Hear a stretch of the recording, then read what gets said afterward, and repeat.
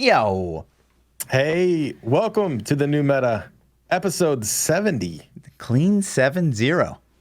Big 70. Damn. Someday it's going to be 777. That's a special episode. 700. We'll be dead. We're old as fuck, dude. What do you mean? I don't know. How many years would 777 weeks be? So it'd be 52 a year. So 10 years would be 500. So we could do that. We can make it. We won't make it. We can make it another. Are you kidding? Years, like man. the streaming life? Like we're dead, dude. We'll have a heart attack at I age wonder how 40. much damage we're really doing to our bodies lot. not sleeping. You think? I bet it is too. Oh, yeah. I bet it's crazy. Yeah. So I think about that more and more lately. I've been Yeah. thinking like, damn, you know, Probably fucking ourselves. my memory is absolutely gone. Yeah. Like gone. Your memory? So, memory. It kills my memory. Really? Not sleeping. Yeah. Huh. It's like it's bad to begin with, but streaming has definitely made it worse. It's killing 100%. my vision. Yep, vision too. Yeah. Because I went in to get my driver's license today finally again, and like I couldn't read letters. Like I really only passed because I was kind of like flirting ish with the girl. I don't think that's a streaming thing, Fluff. That's just like you're 40, man. I mean, it probably doesn't help to be in front of. I'm literally in front of a computer screen 24 hours a day, 7 days a week. I'm giving, first off, he's not 40. I'm giving him a hard time. Secondly, close. I agree with you, though. I think about it all the time. It's really weird. What I notice is like if you close one eye, you know? Yeah.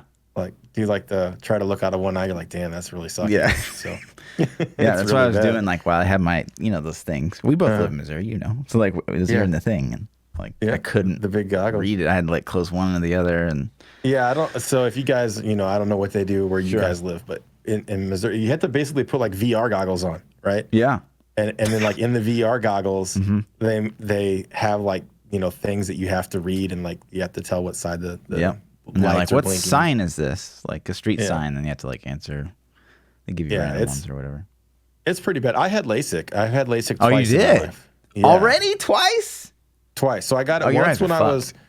Yeah, I needed. So my vision wasn't that horrible. It was like 20/35, 20/40, which is like you can still get by without glasses. When I was in high school, and so I got glasses and I used glasses for a while, but I hated wearing glasses, and I tried contacts and I hated wearing contacts, and so I got LASIK when I was like 23. Jeez. And then about a year and a half ago, I went back because my vision got worse over time. And they told you, you're 23 now. When you're, 10 years from now, your vision will change because of age. Sure. And shit. And so I went back, and my right eye was still perfect. When my left eye had gone back to about 20/40. And so they touched it up again, and I'm back better than 20/20. But it's different though, man. It's not. I agree. Streaming is like it kills you. Yeah. So. Yeah. But yeah, before we get into Diablo, I wanted to quick follow up because if you guys weren't here for the podcast last week, which you should go check out if you didn't, but my house almost burnt down in the middle of the stream. And I didn't get I don't know if I follow up with you at all, like what happened. So, I kind of theorized that like some plastic was like melting out of the thing. Okay. Yeah. Turns out it was molten metal coming out of the fog machine. Literally molten fucking metal. It is. How does that happen? It was tin heated to 600 degrees. Wow. To get it to melt. Interesting. What if that shit would have dropped on your foot? Yeah. I wouldn't have a fucking foot. It's insane. So it burnt immediately through the carpet and obviously into the hardwood and then almost started fire. Yeah. And then so I emailed the company that I got the fog machine from, and so it took a few days to get back to me, and they said, hey, we're so sorry, we're so glad you're okay, blah blah blah. Let us know where to send the next fog machine. I'm like, you think I want a replacement, you fucking psychopaths? No. I'm going to upgrade you to their burn your house down model. I don't Do they have a nicer even model? want their models. Like, what? No. Were you like, how about you guys just pay for my repair? Yeah, and I was we'll like, just honestly, call it man, even. like I've got this luxury vinyl tile stuff. Like it's just 2 slats. They're going to need to be pulled off. I actually have 2 replacements. I have 12 replacement slats in my garage from when I built the house. I've got 2 just ready to go, and the guy's going to come out and he's going to like do it sometime this week.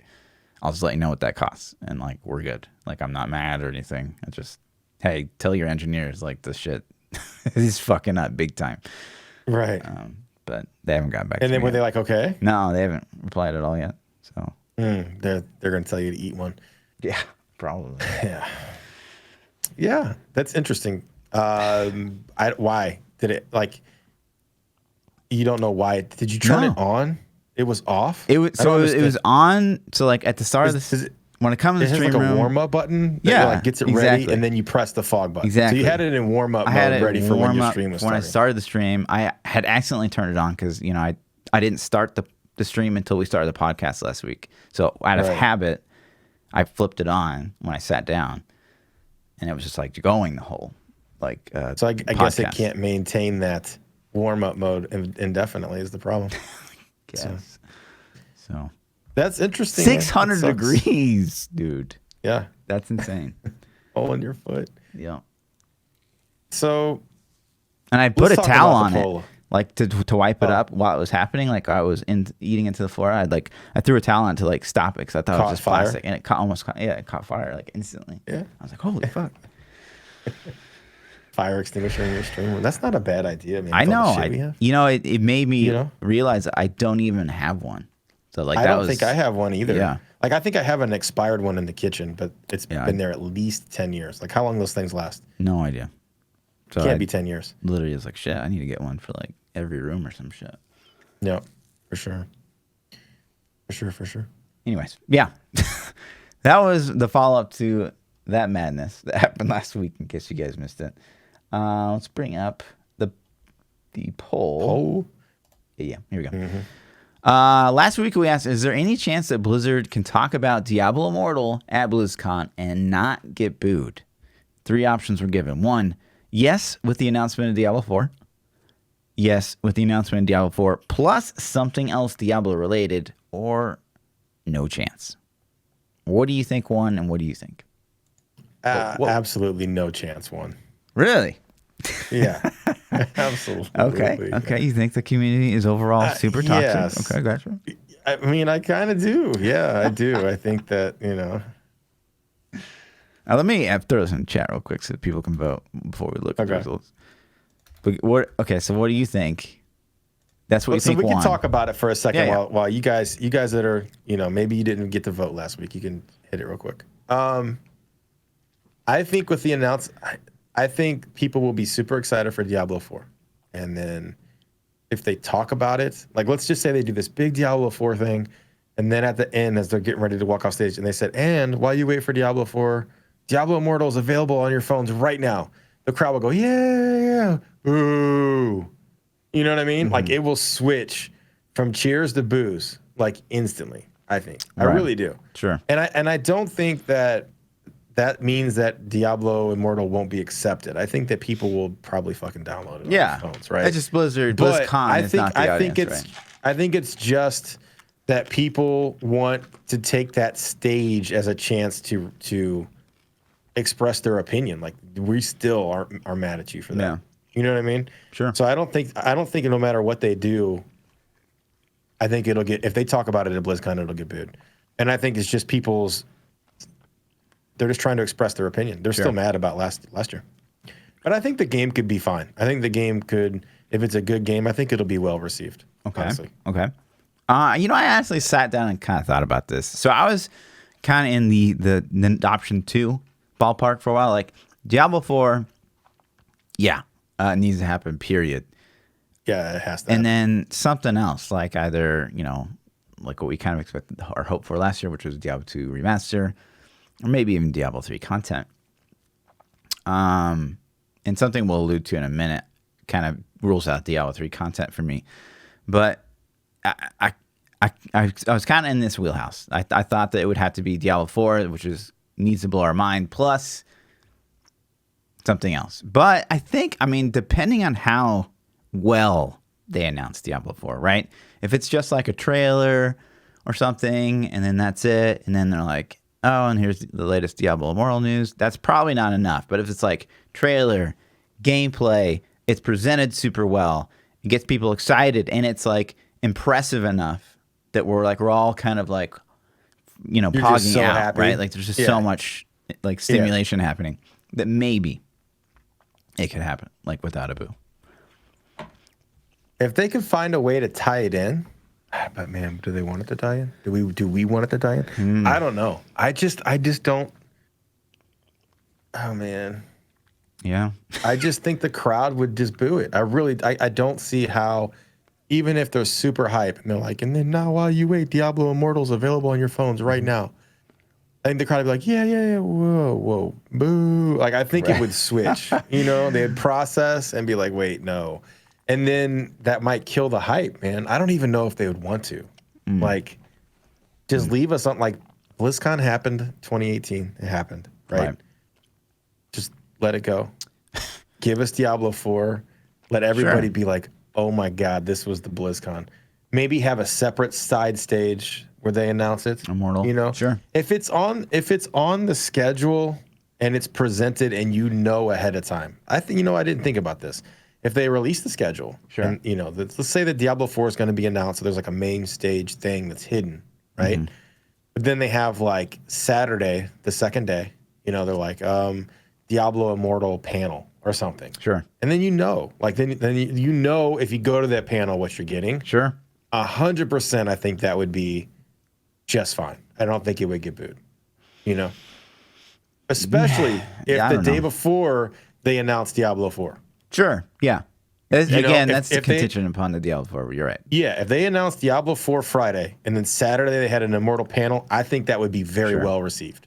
I actually think that would work. Still just skeptical of, you know, the audience that is BlizzCon, that being like the audience you want to talk about a mobile game with at all. I just don't know that that's intelligent, but we'll see. Let's see results. I will say I'm just gonna go with the second one. My initial gut reaction. Voting. No chances. Absolutely right. 44% of the vote says no chance.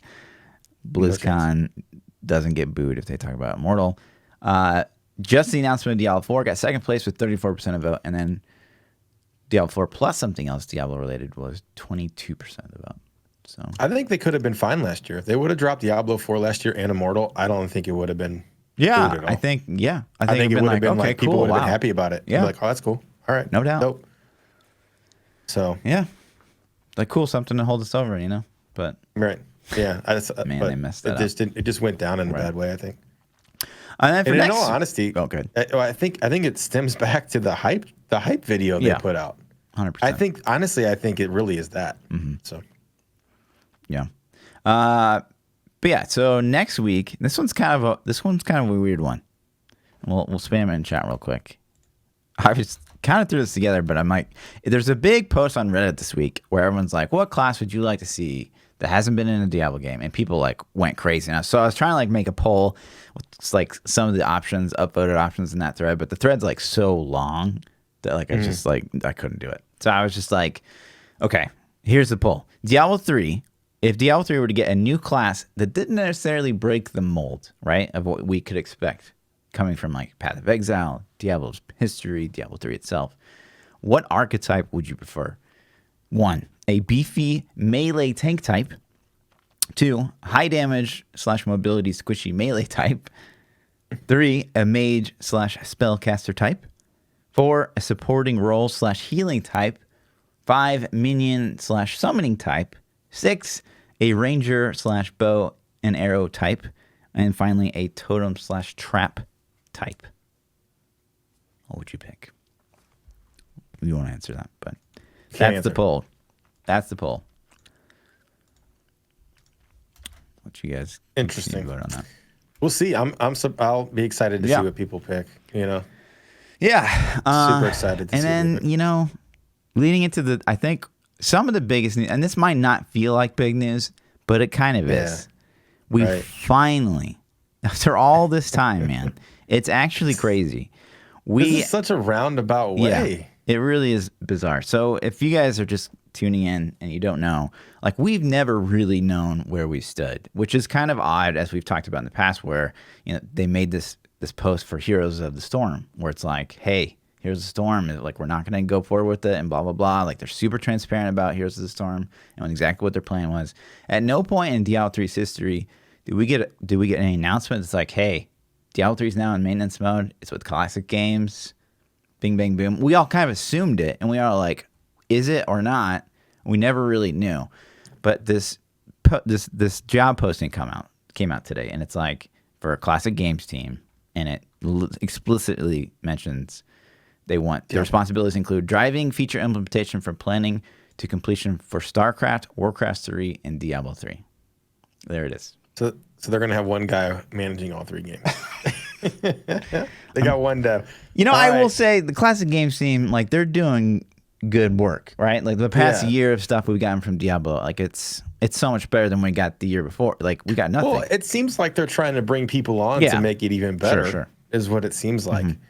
So this says a lot of things to me. Like one, that's still not really a confirmation. I mean, it's a confirmation, but it's not an announcement. And that feels a little bad, I think. Well, could they make an announcement? Could they say like, hey, just so you guys know, like a year and a half, 2 years ago, 3 years ago, like it moved to classic games? Would that No, just say that it happens now. Just be like, you know, Diablo 3 is now going to join the classic teams. And like, even though it's already been there, it's like, it's officially announced. They could do that. Sure.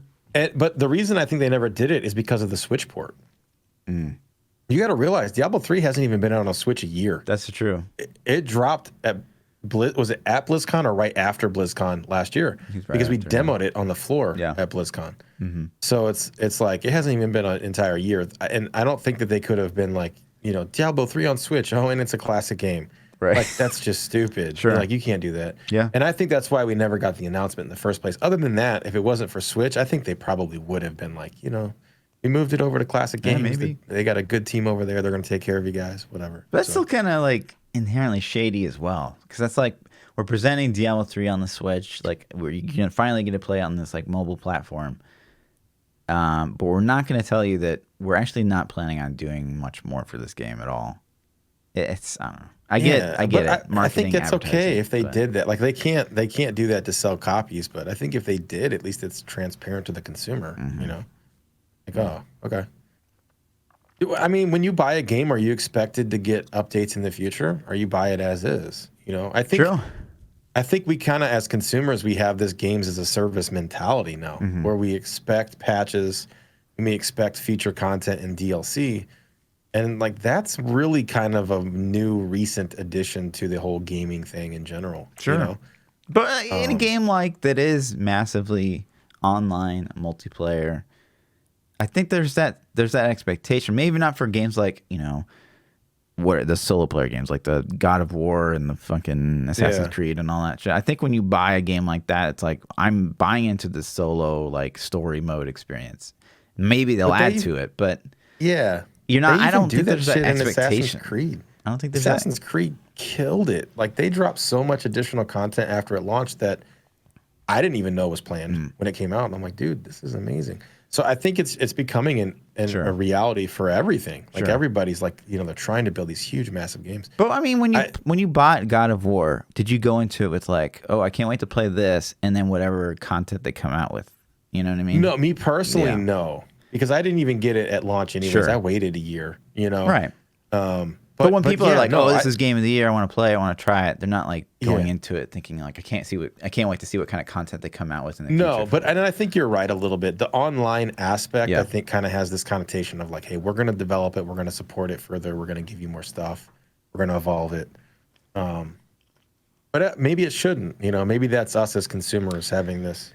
Maybe. And like Brevik was on, and he was like, what do you guys expect? You know, he's kind of like straightforward. He's like, what do you guys, you paid for this game like, you know, 10 years ago, $60. And he's like, and you played it a lot. And like, what do you expect?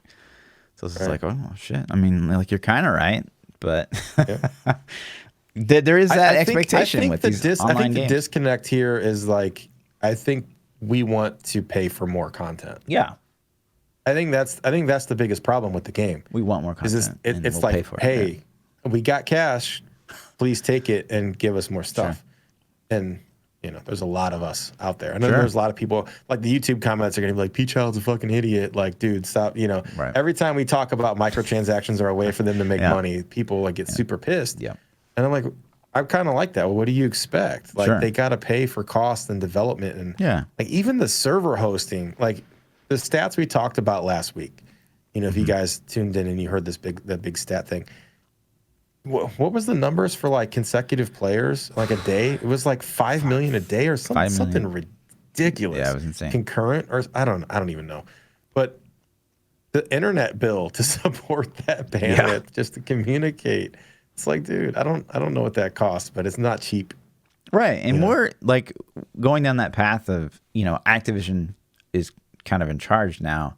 And while Blizzard might still have like these really creative, awesome like gamers, at Blizzard, like they have to pump out a game that's going to make, those shareholders money. Like let's just assume that Activision's like completely in charge and making all decisions. If they don't give them a game that's constantly making them money, right, they don't get to work on it anymore. So like they have to consider, as shitty as it is to say, they have to consider these things. If you're the Diablo developer right now and you're watching the podcast, which I'm sure you are, like you have to make your game like make money. Otherwise, you as a Diablo developer that loves Diablo, you don't get to continue working on Diablo as long as you want, because I would assume that they have a monetization team. Yeah.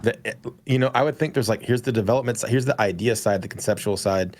These guys are the monetization people. They try to think of the most clever way they can get your money.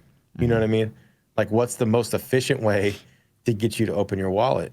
Right. And if the game's good enough, you'll do it. You'll want to do it. You'll be like, all right, cool. And like, I don't know. I always go back to WoW. And I know I've been playing a lot of WoW lately, but I've been paying $15 a month to play World of Warcraft since 2004. Think about that, man. What 15 does that years. calculate to be? It's like thousands of dollars. Really? It's like $1,800 or some shit. I mean, that's crazy. So WoW's been out since, came out in 2004. It's 2019. So 15 years times 12 times 15. That's $2,700. Oh, World of Warcraft has generated off of me, just me. You never let your subscription break? It's broken for probably a total of that whole time, like 5 months, maybe, over the course of 15 years. Yeah. Yeah. So, I mean, you could take off a little bit, right? But so $2,500 off of me. And there's a lot of me's out there that have had an active subscription since it launched. Oh, yeah. But if you think about that, though, like Diablo's gotten $60 off me. Yeah. And you played it way more. Would you say you play WoW or Diablo more in your history? Definitely WoW. But it's I've got Diablo is probably my second most hours logged game. Yeah.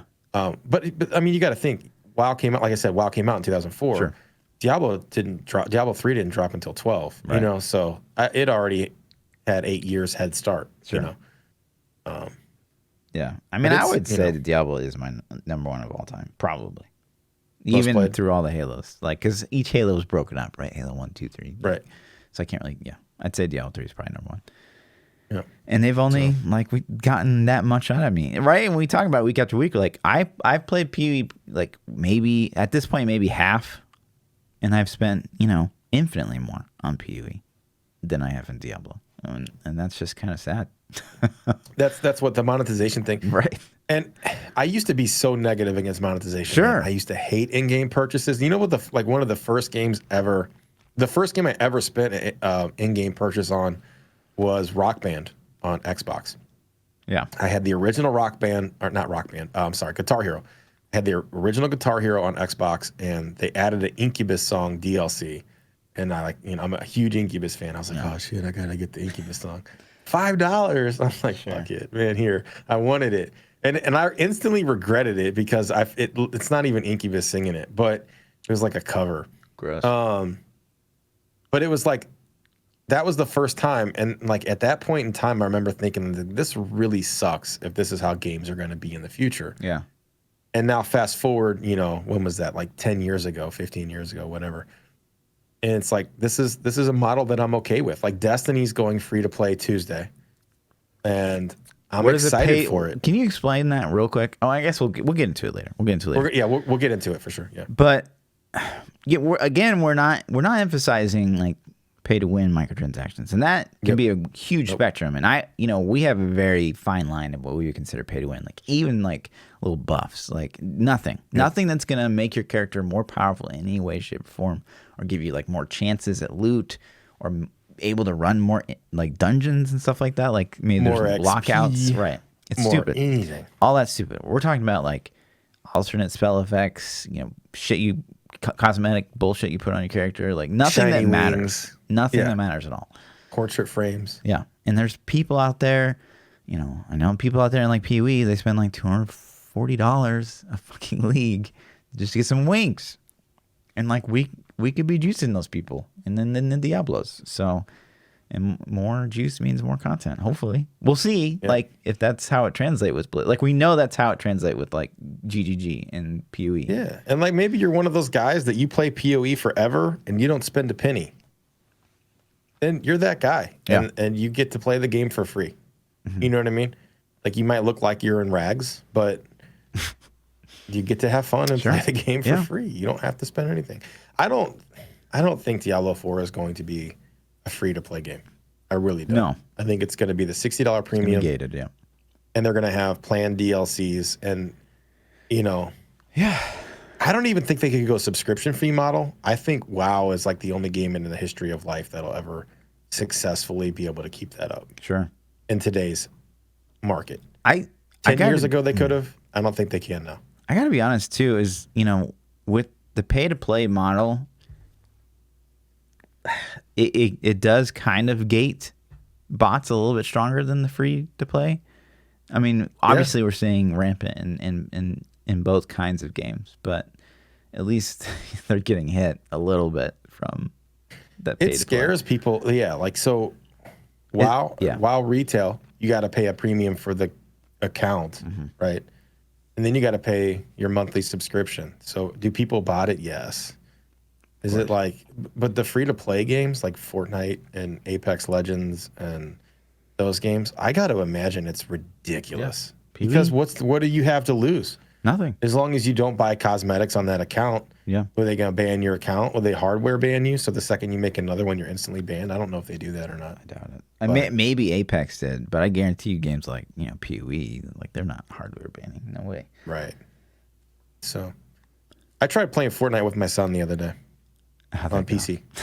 Oh my god, dude, it was so brutal. Is your son a keyboard and mouse player? Is he No, he's a controller player. Okay. He's trying to learn to play keyboard and mouse, and like he can get around, Okay. But he's not skilled. Sure. Like on a controller, he's really good. So it was funny is he actually carried the shit out of me. Of course. We got second place 3 times. Wow. That's not bad. And he ended up losing a fight by like the other dude had like 10 HP left for the win. But man, that game, I swear we were fighting bots sometimes though. I was like the aim some of these dudes had and the speed was just ludicrous. Right. And I'm like, there's no way, man. There's no way that shit was legit. The speed at which he came around a corner and then headshot me. I've seen, and I'm sitting here thinking this is free to play. It's got to be a bot. Man. There's no way. And my son cleaned up because they came at me and shot me, and then he came and shotgunned them from behind. He was baiting you. Yeah, kind of. But he's super good. But I'm just like, dude, this is ridiculous, man. There's got to be bots. And I don't know if you've seen some of these, but like some of the like snipe montages that you see, like because of the bullet drop in Fortnite, like none of them ever really make sense as like a coming from like a Halo / COD background. Like it's like they're leading and they're like leading. You're like, how did that even what? And then they turn and then like they shoot not even near the guy, and it's like boom, headshot, and then like it's like what is going on? It never seems like anything's lining up. How many of those shots did they have to do to even get that one? Is that like one in like 10,000? Like they spend 10 hours just like jump 360 sniping to try to get that one clip. It's impressive because they have to like calculate range and bullet drop and. Like once they get good at it, it's like insane. But like to watch it is like, no, this is stupid. I don't know, it just feels so stupid. But I'm with you. Anyways, so derailed a little bit. Yeah, I couldn't stand. couldn't stand. I played with him for like 3 hours, man. Damn, you went. And I went hard with him, because I'm always like playing other games and stuff, Sure. and he's like, come on. I was like, I'll play games with you Saturday, because he kept asking me during the week. I'm like, I'll play with you Saturday. So Saturday came. He's like, what do you want to play? And I'm like, I'll play whatever you want. He's like, Fortnite. And you're like, fuck, I should have said that. I'm like, all right, man. So we did it. And then after 3 hours, I was like, buddy, I can't take this anymore, man. I really, I had no fun at all. Yeah. Oh. It's tough. Yeah. But yeah. So that's classic games. We're in classic games now, guys. It's official. This is a weird way to find out, but at least now we know for sure. Yep. That we are with classic games. We don't really know what that means. And the cool thing is at least they're hiring more people. Yeah. So, although that scares me a little bit, though. What scares you? Does that mean Diablo 4 is that far away? Why? What does it have to do with anything? If they're hiring more people to work on Diablo 3, they're hiring more people Diablo for classic 4, games. So classic games handles the remakes as well. We only care about Diablo, though. Okay. So we don't care about StarCraft or Heroes of the Storm. I understand as someone who absolutely does not care about all that stuff, but could care less. So if they're going to hire more people, or are they going to put those people on Diablo? I would think that they would have to. And does that mean Diablo 4 is even further away than we think?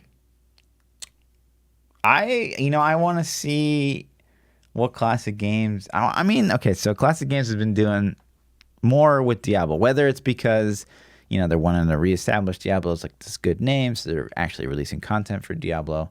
And again, it goes back to like obviously BlizzCon wasn't the best thing in the world, and what we heard, you and I heard at BlizzCon was like people love Diablo 3, so we don't touch it. And that was evident before BlizzCon last year. They hadn't touched the game for literally over a year, nothing, zero. And so you think it was true? You think that was true? You think they were that disconnected? Yes. And we got to put Diablo more. I think that's a how do you go to? You were at BlizzCon last year. How do you go to BlizzCon last year and not walk away like, wow, those guys are super disconnected? Well, I mean, I agree, but to be disconnected enough to think that we didn't want updates for the game?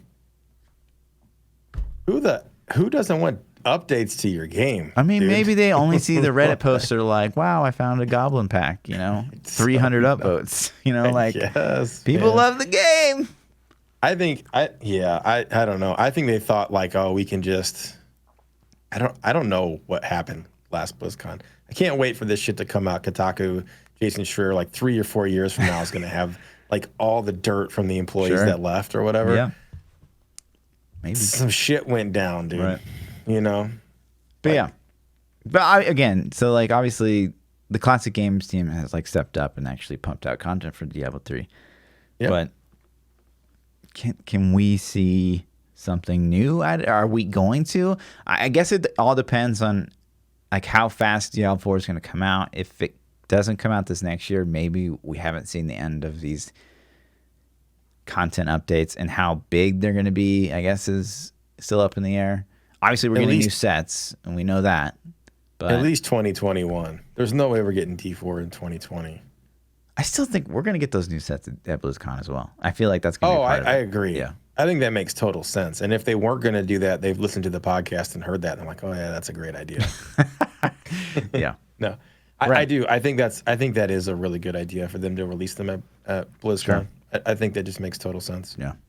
As a PR It's a great starter, It's like it's a way to get some hype going and get some good sightage. It'd be great with that, Blizzard, if you would add some new end game content. Otherwise, you got to. You have to at this point. Anyways. But yeah, in other news. Well, speaking of BlizzCon. No, yes. Okay. Yeah, so since we're talking about BlizzCon a little bit, okay. let's hit up this. Yeah. So look at last year, I don't even know how to say this without I'm trying to be not super salty because I think it's bad. Okay. Last year, in previous BlizzCons, they've always given you like this gift box. Sure. And the gift box contains things from all the games. There's a little bit of something for every game. and there's a nice book. I have mine sitting next to me. It's got crap piled on top of it. Otherwise, I'd break it out and show you. Sure. But it's just a nice box of stuff. Sure. And then this year, they're only going to give you a statue that you have to pick which one you want. And it's World of Warcraft. What if you're not You even don't there get both of them. for And World it's of World of Warcraft? Like, Yeah. what? Like I play WoW. I like WoW. So it's okay to me.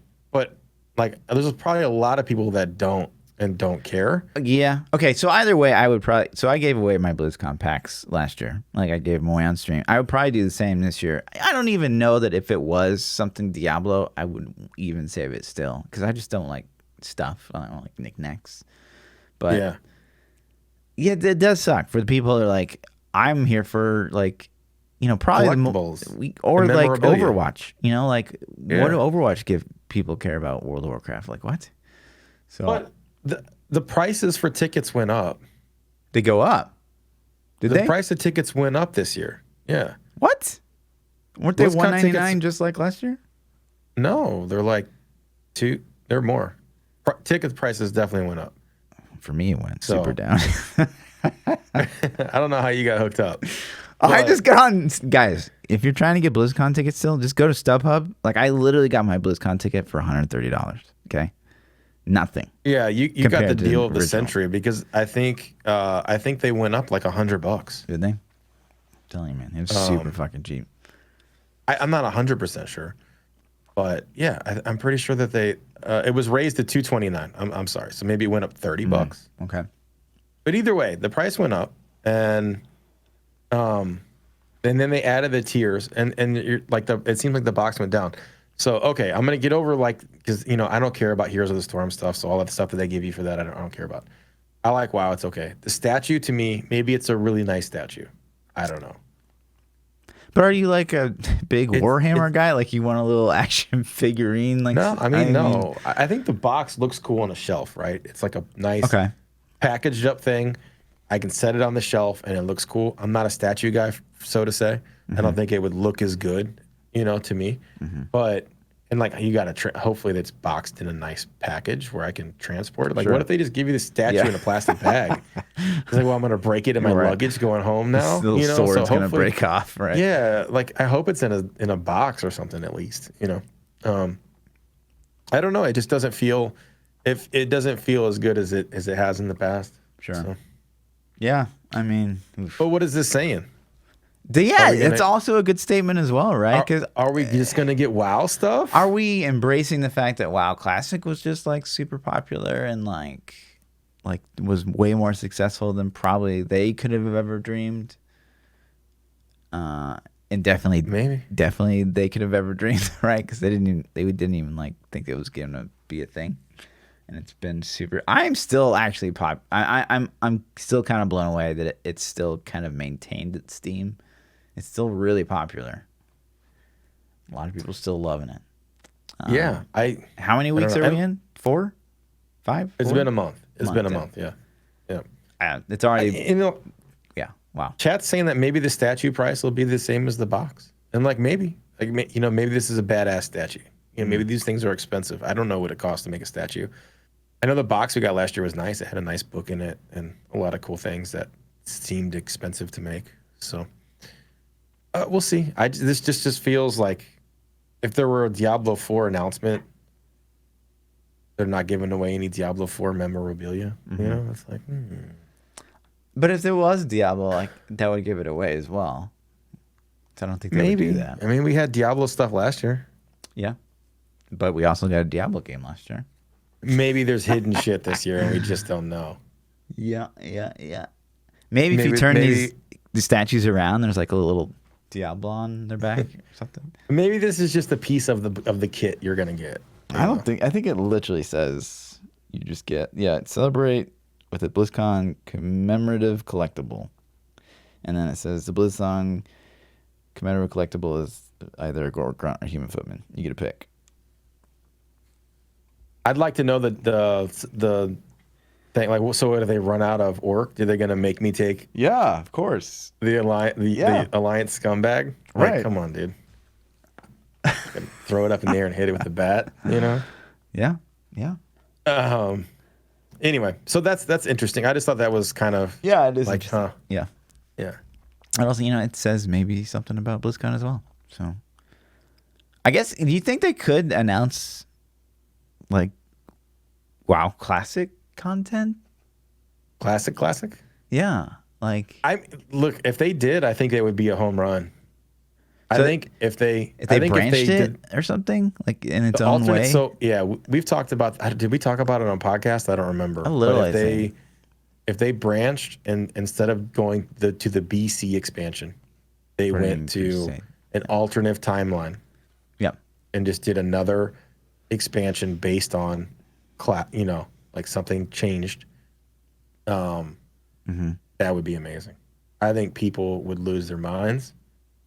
I think it would, like, so Classic, this is one of the things I was going to talk about later, but Classic increased WoW subscriptions 3 times. There's 3 times as many active subs now than there was before Classic dropped.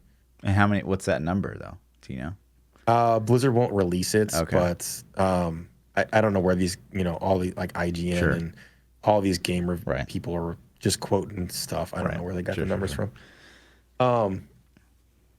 But I think that number would go up even more if they're like, new expansion. I just don't, like, it seems like they're killing themselves in retail, though. Yeah. But, I mean, how do we know that they haven't staffed so hard that they could do both still? You know what I mean? Like, they still always have their Classic WoW team and their retail team. Yeah. I'm sure they had to hire people to work on this Classic thing. Maybe. Yeah. So, I don't know. 100%. It'd be interesting, I guess. But what would they do? Would that would just mean like, okay, you get like what, a level cap increase? Maybe not even any new classes, just like more raids with. It could be a redo. It's like a reset button on Burning Crusade expansion. But how do you determine like at what point did players like love that WoW Classic, and what point did Blizzard like kill that? Fuck it up. Yeah. Yeah, I don't know. I mean, some people still like retail too. Yeah. That's the thing. Sure. Like the thing is not everybody likes Classic in the state that it's in. Some people are like, you know what, this sucks, man. There's no conveniences. It's hard. It's super grindy. God, you forget how grindy Classic really was. Sure. Yeah. So I think that they can maybe appease both sides if they stick to the more, grueling model for Classic. And then it's interesting. It's super interesting to me still. It just still blows my mind. But yeah, in other news, Wall Street, Forbes. This is still always just kind of astounds me. Like Forbes talking about video games. Like what happened?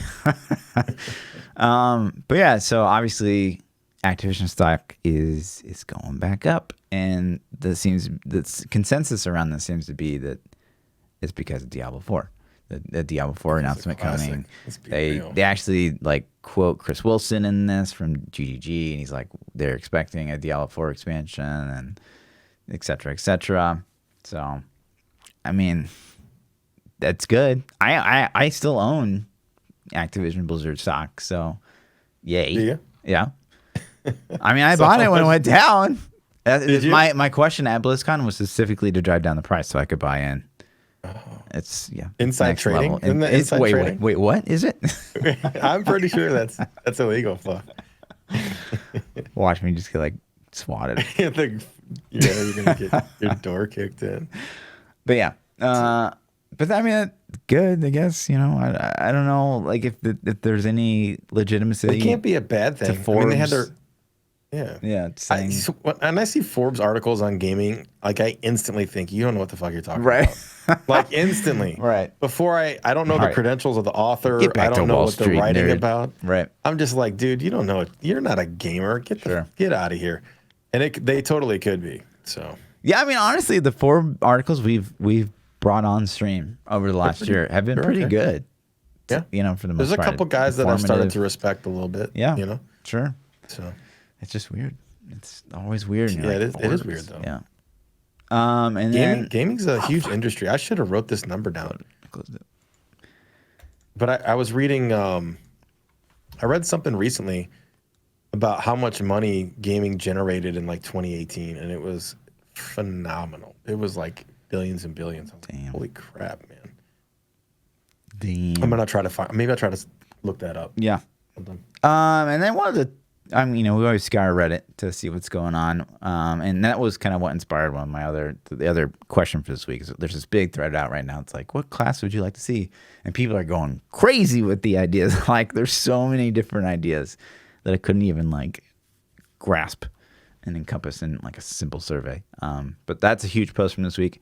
But also, there's this other post that's got 146 upvotes or something, and it says, do you guys honestly think that there will be any real news, Diablo-related news at BlizzCon this year? And while, of course, anytime Diablo is mentioned on the internet, it's followed by thousands of phone memes and kind of toxicity, it's still crazy that, like, Diablo can't post on Twitter. Like, they just can't still without just getting slated immediately.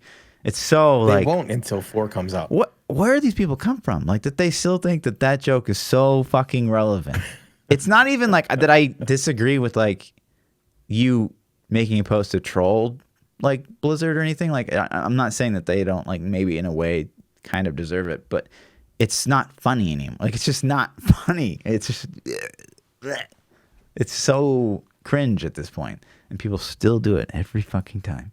Like, someone just came out of the internet and they've been in hiding for like the last 7 months. They're like, I've got this phone meme I'm going to post on Diablo's Twitter.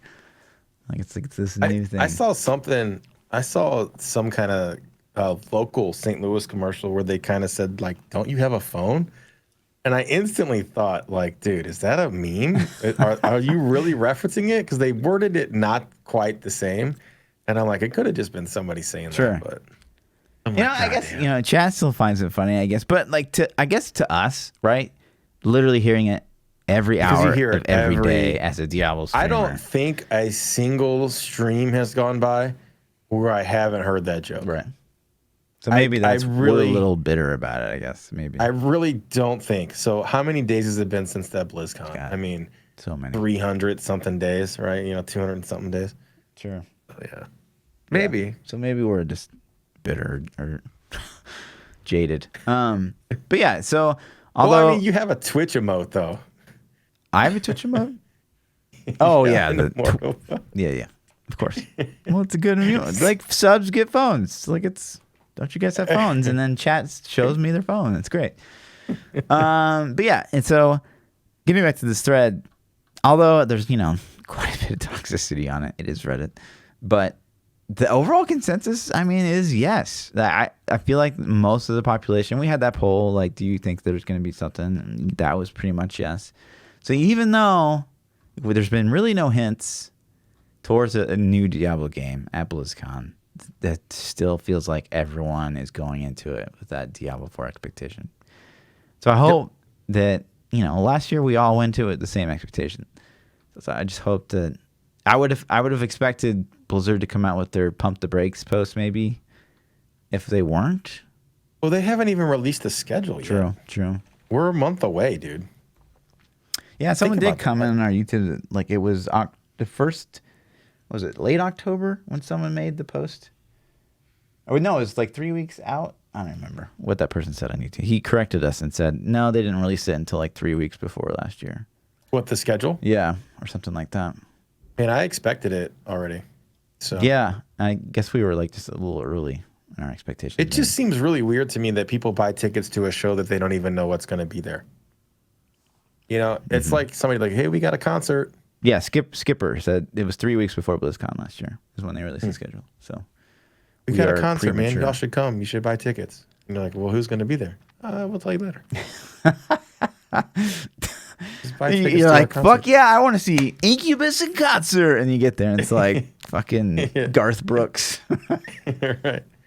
So, I mean, I'm just super impatient. Like, I want it. I want to know the schedule. The schedule gives you so much info, I feel like. Yeah. Whoever gets that main stage. And if the main stage is like unannounced or, like, what did they say for last year? Like, how do we know?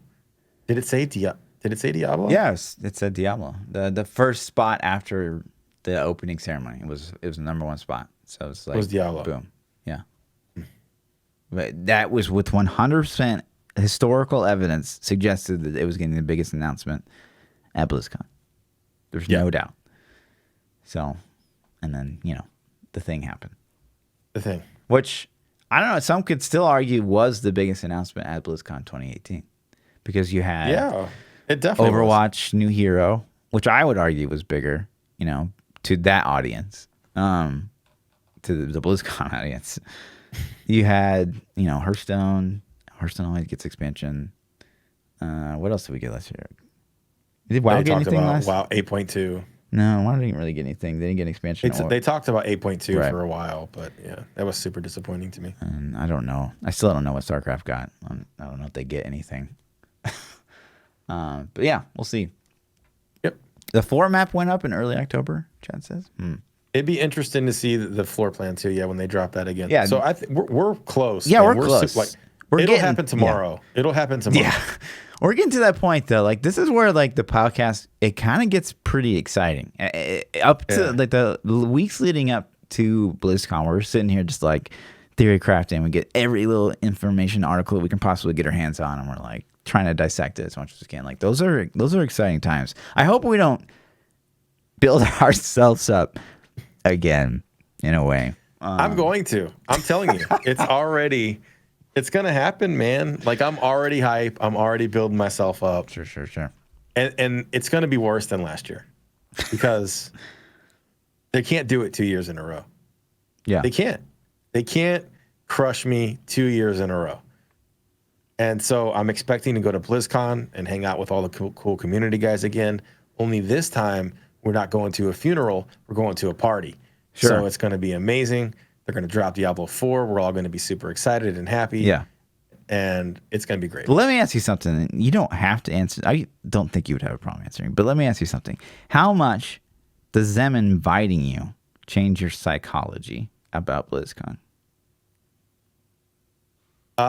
Like my expectations? Yeah. So like last year, you bought a ticket. You're just going as like, random guy off the street, right? Like me, like a peasant, right?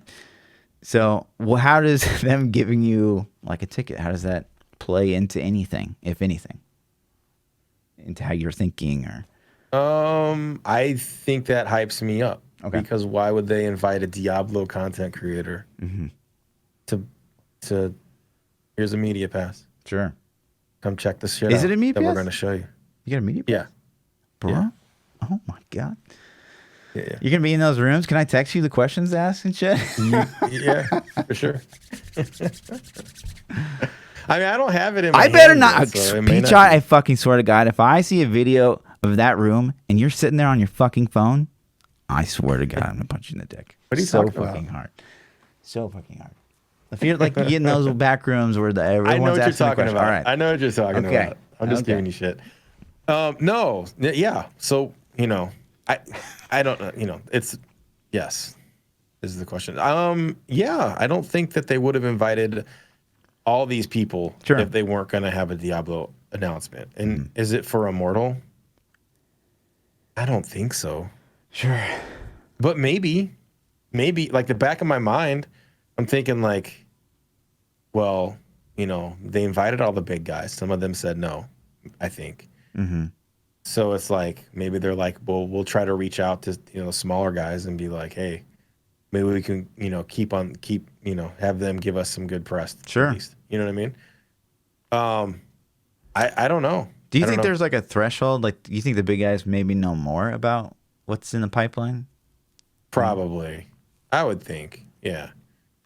I would think, the big guys probably have more connections too. The bigger you are, it's like, I would think that the big guys probably have connects on top of that because they're going to have fans that work at Blizzard. You know what I'm saying? You're going to have somebody on that dev team that's like, man, I fucking love Quinn. Right. I just fucking love him. He's so funny. Yeah. And then you could be like, Quinn, I'm a dev. And Quinn's like, oh, what's up, guy? And like, he'll talk to you. You know right. What I'm And that's saying? what Quinn, like, he's like the Diablo team invited. Like, that means a lot. I feel like the Diablo team invited him. It wasn't like, and that's what mine was too. Oh, really? Yeah. Okay. Yeah. It was from it formally said the Diablo team invites you to blah, blah, blah. Gotcha. But, so but his could be way different than mine. You know what I'm saying? Right. So And then, maybe he was like, he could probably write back like, well, what are you going to show off? Like for me, I'm just like, super Please flattered. reply. Thank you. Yeah, thank you. I'm like, yes. Yeah. So for Quinn, it's like, you're going to have a red carpet and a limo pick me up, you know? Like, so it's just different, you know.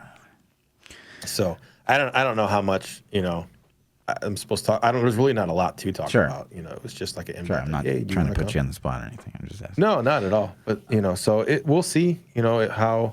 What it is. I think personally that invite to me makes me get hype. It makes me feel like they wouldn't have done that for Immortal, because I'm pretty honest. I'm pretty open. Like I think before BlizzCon last year, I was like, dude, you better not give us a fucking mobile game, because Wyatt gave me shit about it. Yeah, you did.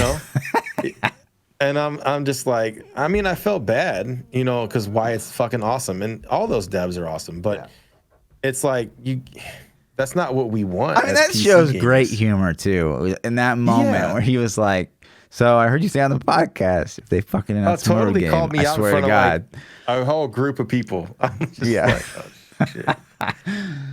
Oh, great, great stuff. Yeah. Yeah. I think it's got to feel good too, right? Like in a way, right? To like get that invite, Yeah, it does feel good. It feels. Like, I kind of feel hype as well. Just that in and of itself. Yeah, for sure. I feel a little bit bad because I haven't been playing Diablo as much lately. Sure. Even still, but it's like you're human. Yeah, it's like there's just not enough there right now. Really so I'm super excited for BlizzCon because I think this is so pivotal for that franchise. Oh yeah. If they give us Diablo 4, the community's going to be happy and in a good mood and positive, and we're excited, and it'll be great. And if they don't give us any Diablo 4 news, then I think people are going to be like, well, what happens, Fluff? We don't get any Diablo 4 news. What happens, man? What happens to the Diablo community? I mean, nothing good. Although, like, we're pretty resilient as a community. I feel like, Do you think we're gonna be like, well, we always got next year? I don't really know what to expect. I think some of the hardcore players will finally be like, okay, like I have to move on, right? Like maybe streamers, like maybe for me in particular, I would probably be like, okay, well, maybe we just walk away from Diablo for a bit, if there's nothing coming down the pipeline at all. But yeah, I think that definitely. But Diablo seems to always like perpetually get like new players that come in for some reason. Like just like noobs come in and they discover it for the first time, and it's like reinvigorated for them, and they get like this kind of small niche audience that they just stay relevant. Yeah, it'll be. I think we're gonna get it, so I don't think it's gonna matter. I think at worst they're gonna be like D4 coming, and then that's it. And as much as that's not an announcement, it's an announcement, Right. That still kind of sets the stage and precedence based on historical knowledge of BlizzCon that we're gonna get it within a 2-year period at least. So. Yeah. But yeah, to go back. To revisit once again, I wanted to touch on this because, you and I were very much a part of this conversation when this originally happened. So if you guys don't remember, after BlizzCon last year, Blizzard got on the Diablo forums and they said, we want to start by saying, we hear you. Since the moment we stepped out of the office Monday, we've been discussing everything Diablo nonstop. We're fully committed to listening and engaging, so please keep the constructive feedback coming. Our primary focus right now is poring over the feedback to inform internal discussions, and we'll follow up with further thoughts as soon as we can. And that was posted on November 7th of last year. And there's really been only one update since then, which was on November 28th of last year. That said, we continue to read feedback and our internal discussions are ongoing. We have many plans for Diablo across multiple projects, which we'll be revealing over the course of the coming year. We are eager to share more about all of our projects, but some will have to wait as we prefer to show you rather than tell you about them. It's going to take some time as we strive to meet your expectations, but now, more than ever, we're committed to delivering Diablo experiences to the community to be proud of. So, like, They haven't shown us any experiences, though, right, over the coming year. They haven't increased transparency, which I originally thought this was kind of like directly speaking to that. It's like, we hear you, we hear that, like, we're not like meeting your expectations, we're not like communicating well with you guys. We hear you, right? Like that's what kind of conveyed to me, and that was kind of the tone. So me and ThaPChild were at this chicken and waffle breakfast with some of the community creators, like, you know, Riker, Nine Ball, and a couple other people, Leviathan, and Wyatt was with us. And he kind of asked us, right? He kind of asked us, like, hey, how would you guys feel about us saying something like, we hear you? And we were both like, yeah, I mean, like, that sounds great. Like, how could that possibly hurt? You know, we didn't really, neither of us really followed up. It was like, well, that was that, like, what does that really even mean? Like, what is that? Is there going to be like a string of communication that happens to that? I think we both kind of assumed that, yes, there would be. I don't think either of us expected them to just make this "we hear you" post and then, like, literally never say anything again. But that was interesting because it came from a good place. Like, we both know that it came from a good place. So I just wonder what disassembled. And all of this. I think they want to tell us, and I think there's two things at play. I think there is the personalities, the people behind these positions, like Brandy and like Wyatt, and like these people that you know, these figures you recognize, that are awesome, cool people, and you relate to them, and they relate to you, and they want to tell you, dude, it's cool, check it out, we got all this shit. But then there's like the Activision side, the CEO, the higher ups that are like, we don't talk about it. You know what I mean? What happens in Blizzard stays in Blizzard. And so I feel like there's like two conflicting forces where it's like, we want to tell you shit, but we can't tell you shit. And then we end up like getting stuck in the middle. And like this post said, over the next year, we're going to tell you about our Diablo projects. Right. We haven't heard a peep about Diablo Immortal. We haven't heard a peep about the Netflix show, which was kind of confirmed and then redacted, I guess. I don't know. We've heard some small peeps about transparency regarding PTR, which is like really, I mean, that's kind of just a small fraction of the big picture. But we have gotten more Diablo content. And I think that is a direct result of the Immortal reaction. I think the Diablo community was so pissed off, and especially specifically because of the Immortal announcement. I think that we got these better seasons and we got the balance changes and tweaks because of BlizzCon's reaction. If people wouldn't have booed and people would have been like, yeah, Immortal's awesome, yay, probably would have it already. Probably. And probably wouldn't have got Diablo 3 content. Right. I think we would still be on patch. Right, because the phone game would have like built up the hype for a Diablo 4, but since the phone game is like not well received, they're going back to the other thing that was more relevant, I guess. They tried to build the Diablo name back up. I think they're following through a little bit with their promise, but I don't think that's necessarily what we had in mind. I think we wanted to know about the projects. Man. We wanted to know, like, okay, I get it. You're going to announce Diablo 4 at BlizzCon. Makes sense. Yeah. Probably going to announce the Netflix show if you're going to have one at BlizzCon. Makes sense. But if you're going to say, like, we're going to tell you about upcoming projects over the course of the next year, like, give us some. Give us some projects.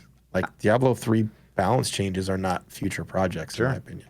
I kind of, at the very least, expected, like, you know, Brandy does the blog posts time, like, every once in a while. I kind of expected, you know, a lot more of those, maybe. To, like, give like insight and like maybe even not necessarily play by play, but like just like what's going on in the Diablo. What if she doesn't have any?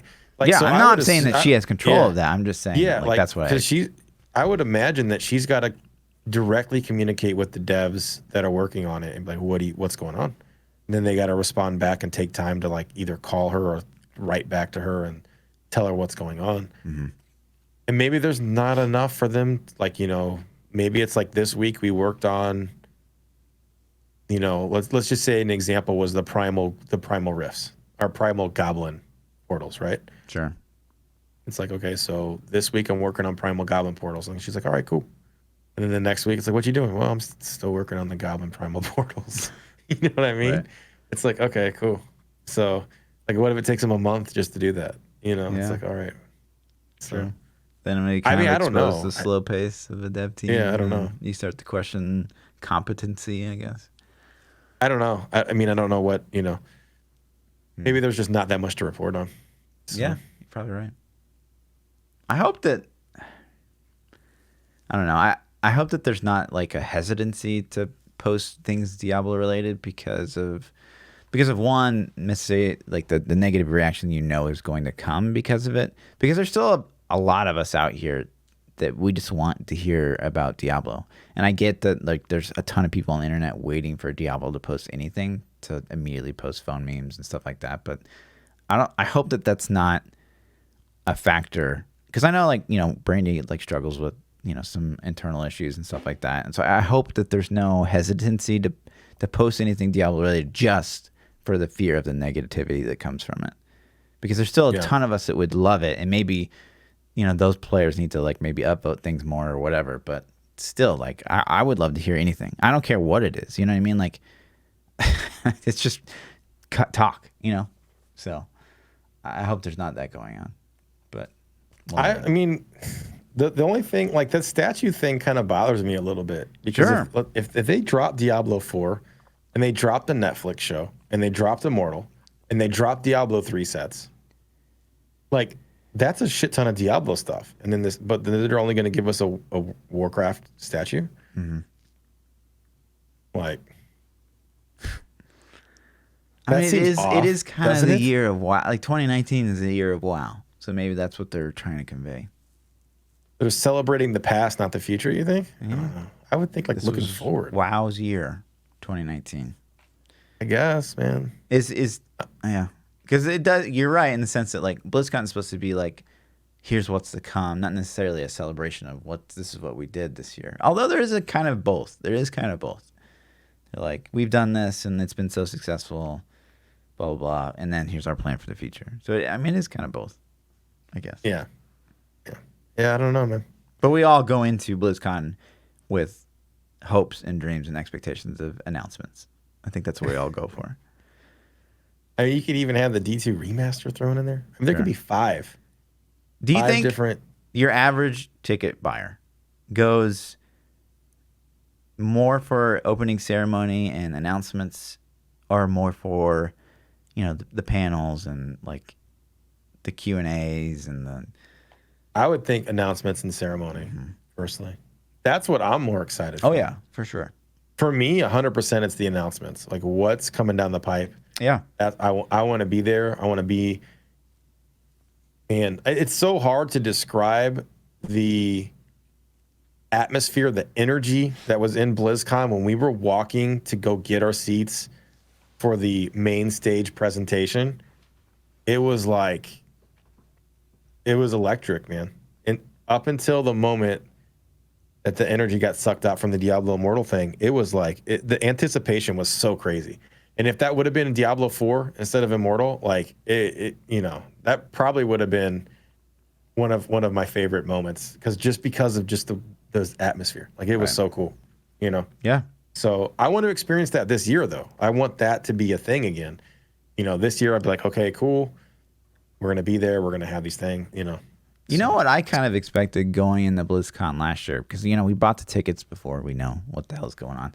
I kind of expected more things Diablo. Like, I know, like, we got the Diablo Immortal announcement, and then we had the Diablo panel after that. And then the second day, they had, like, another kind of Diablo thing. I guess I expected more like side panels where it'd be like maybe just a group of devs just like talking about some shit.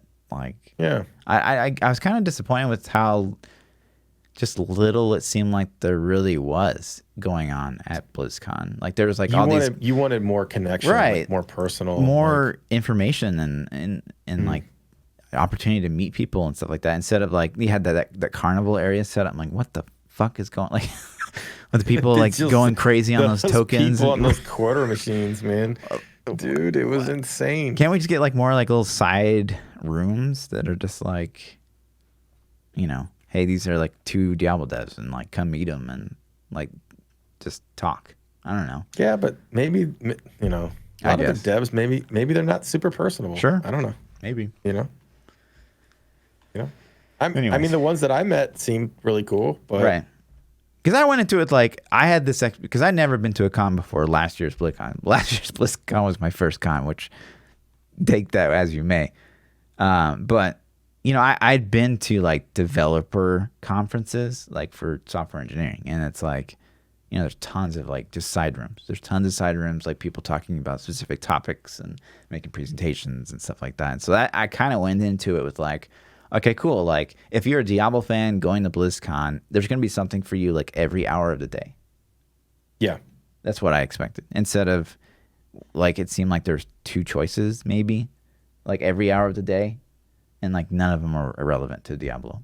It seemed like so. I think if you go to BlizzCon focused on one game only, I don't think you're going to get your money's worth. Right. Yeah. Yeah. But like myself, I like World of Warcraft, Sure. I like Diablo, and I like Overwatch. Yeah. I like all 3 of those games. And so for me, there was almost always something piquing my interest a little bit. Sure. I'm heavily there for Diablo, you know, but I still like WoW a lot, and I still like Overwatch. So Sure. it was okay. But if you're only a Diablo fan, and I wouldn't recommend going. I mean, unless you have a confirmation this is the D4 announcement, you just want to be like, I was there, you know. Yeah. Or like, if you're just like idiot glutton for punishment, like yeah. You just want to go cry. Yeah. So I'm gonna go stand in the corner. No. I just want to go play, you know, Diablo Immortal all weekend again. Yeah. That's all I want to do. So can't wait. I still like, but I had such a fun time at BlizzCon last year, even though it wasn't the convention. Like convention, I was kind of a little bored. You know, I grinded on Immortal as much as I could. But yeah, it was really just interactions with either, you know, fans or other content creators that really made it much better. Yeah, it was super cool. Yeah. So that's what I'm looking forward to, I guess. But yeah. All right. We talked about a segue into this, and I had the opportunity, but I passed it up because we were in good stride. We talked about a little bit of how about you day trading, you know, earlier. Sure. And how it's illegal. But what is illegal is the guy that swatted that dude. We talked about this a while back. I don't remember this. Podcast. I really don't remember this. There's a guy that swatted, so a kid swatted another streamer and said that, you know, he was whatever, had his family at gunpoint or something. Called the cops and told him that. Wichita. Yeah, I remember this. Yeah. They swatted this kid. So, you know, some other teenagers swatted this kid, or young adult male. Sure. I don't know, you know, how old he was. This guy got the guy killed. The guy that he swatted got shot by the police because I don't really know the circumstances. Like, he didn't know what was going on. And the cops thought he had a gun because the swatter, the guy that called, said he had a gun. Anyways, the guy ended up getting killed by the police because he got swatted. The person that made the fake SWAT call got 15 fucking months in jail. Slap on the wrist. And banned from video games for 2 years. What the hell does that even mean? What? Yeah. Like, how are you going to prevent him from playing video games? 15, like, dude, you prank called the cops on somebody and ended their life, and you get 15 months in jail? Yeah, and How that is shit's that like, not- I've known some people that like got like, oh, you can't be like on the internet basically, and like they have smartphones and like they're always on like, this is not regulated. Nothing from like no sentence when you're out of prison is regulated. It seems like. Yeah, you know, and like I don't know a crazy amount about the situation. Chat's saying that the guy that ended up getting killed had nothing to do with it because they called the wrong house. Or something. Yeah, that's right. But yeah, it's just it's silly, man. It's 15 months is what the point is. Like, what the you got somebody fucking killed. Here's the other thing. I don't know if you heard this story. This is just recently in the news. So, a off-duty police officer goes home. Have you heard this? She goes home, walks into the wrong apartment where a black guy's living, doors unlocked. He's sitting down eating a bowl of ice cream. She shoots him dead on the spot. She thought she was in her own apartment. it didn't take the time to like look around or like ask questions. Just pulled out the gun, shoots the guy dead. How do you not know your own apartment? Was she drunk? No, it was after like a double shift. So they were trying to spin it like she didn't know. And like she thought it was like this big man. If that's in her her apartment, judgment like that's after a double so shift, like what fucked. kind of decisions is she making on the shift? You know? And so like if she doesn't get hit with manslaughter, Dude. it's so fucked. As a police officer, you don't pull out the gun and ask a question. Like it's not just a shoot to kill incident. Like, How is that not? How are you not like, that's not my couch? yeah. You telling me they have the same couch I as don't. you? It doesn't make sense. It doesn't make The sense. same TV, the same. They're saying like, that she like, tunnel vision, saw the guy. What are you doing in my apartment? Pulls out the gun instantly. Boom, boom, boom, boom. Just out of fear. But it's so fucking stupid. That's the dumbest shit ever. So I just thought that was interesting. Right.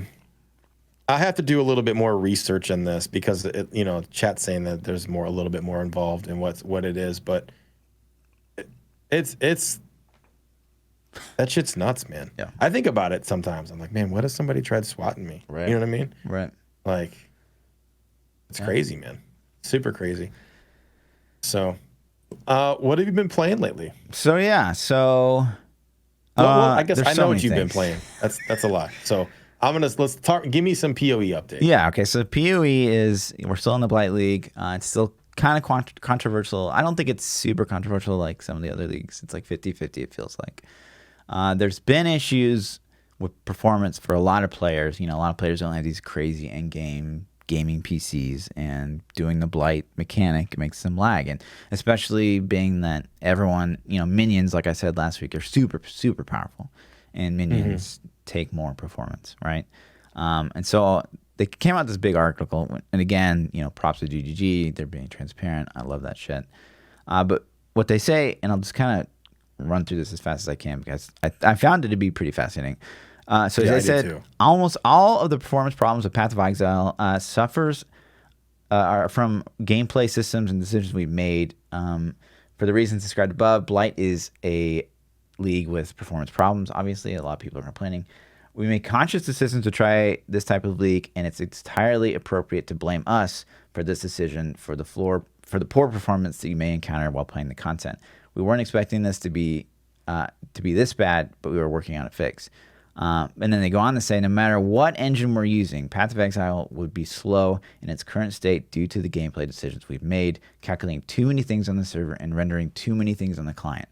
It may seem arbitrary and defensive for us to point out the differences between the engine and the gameplay systems, but the reason is that the engine is going to be part of Path of Exile forever, which has other implications, right? But the gameplay code comes and goes as things are added and removed. We don't want leagues to have performance issues, and this informs the decisions we make about future content development. So there's a lot to unpack from that. Yeah. One, it's awesome that they're like, are bad, but it's also cool to hear like we kind of did this to like see what would happen also. Yeah, it's one of the things that I like a lot is they owned it. They're like, sorry guys, we did that. You can blame us. Like, apologize. It doesn't make it right, but at least they're like, hey, don't expect like, this in the future. buy a better computer. Right. Just get a computer, forehead. Yeah. Have you had performance issues?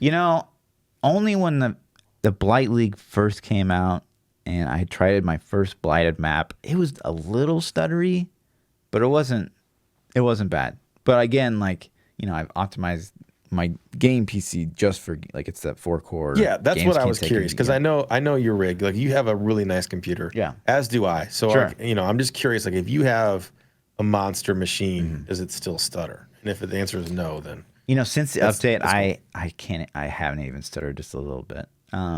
But there's still some people that are out there that are still stuttering and stuff like that. But I also don't play minions. I am like not playing as Necromancer, so maybe it'd be worse. But the other thing I found super interesting in this article was Path of Exile's engine is going to be part of Path of Exile forever, which I found pretty interesting. We knew going into PoE's 4.0 that we're not getting PoE 2. We kind of knew that. they made it pretty evident that they're going to continue making content for PoE. But it did seem like there's going to be like a big PoE overhaul. And while that doesn't necessarily implicate the graphics can't be upgraded, but it's interesting to hear that like the engine will stay the same. Mm-hmm. Which I get, because like replacing the engine isn't just something you could like. You might as well slap a 2 on the game at that point, right? Right.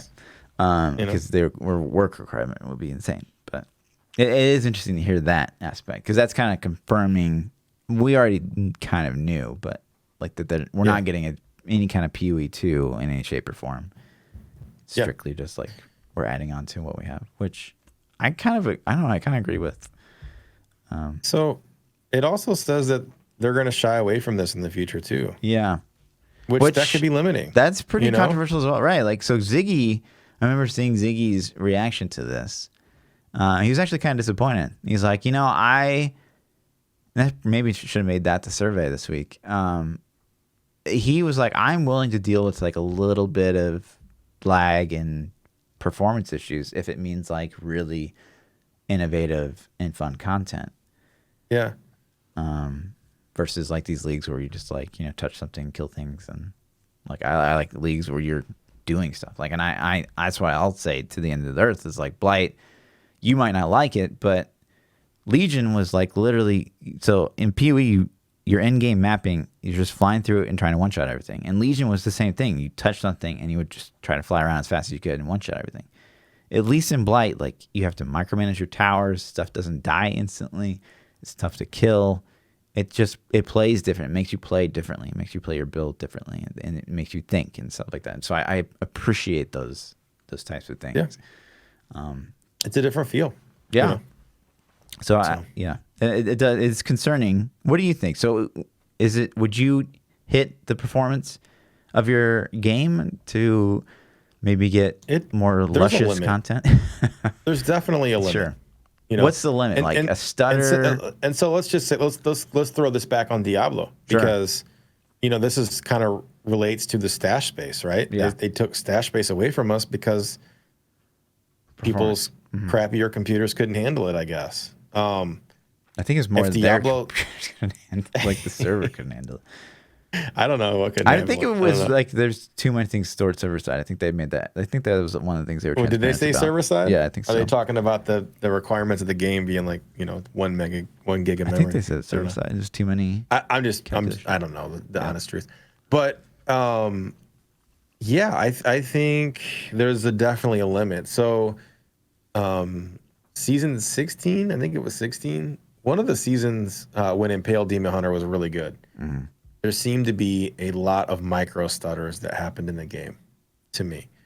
And it was, based on, I thought it felt like it was Demon Hunters and gem combinations and things like that. It kind of sucked, man. Yeah. It did. Was it bearable? Sure. So if we're talking about like that kind of stutters every now and then, yeah, okay, I guess. But I would want them to take these risks and calculate them better. Say, okay, if your computer is at least XYZ, you should be pretty good. And if your computer is older than XYZ, maybe we need to tweak some graphical options or put some things in there to make it run better at the cost of visual fidelity. You know what I mean? Say like, listen. Or it'd be like an options in your like, performance settings or something like that. Yeah. Yeah. Like we're going to put some scaling in there. So instead of rendering at 1080p, we're going to render it at, 720 and upscale it. And your machine, then it won't stutter. It'll look shittier. But there you go. You got an older computer. We're trying to work with it, because the game's got to move forward, man. You can't play PoE forever without graphical updates and more things. I don't know if that's even an option to what they have going on. Maybe they're trying to do so much math it doesn't even matter. So, but I would want them to take the risks as long as they're like acceptable risks. I've always wondered how much performance would Diablo save if they got rid of area damage. Honestly. Oh my God. It's gotta be it. I mean, all your support characters unspec it. They have to. It's like, dude, take your area damage out. Yeah. You know, It's such a like not transparent stat. Like I would say if you were to poll the population of Diablo, what is area damage? Explain it to me. I think only honestly like 7 to 8% of the population could explain to you what it really is accurately. Mm-hmm.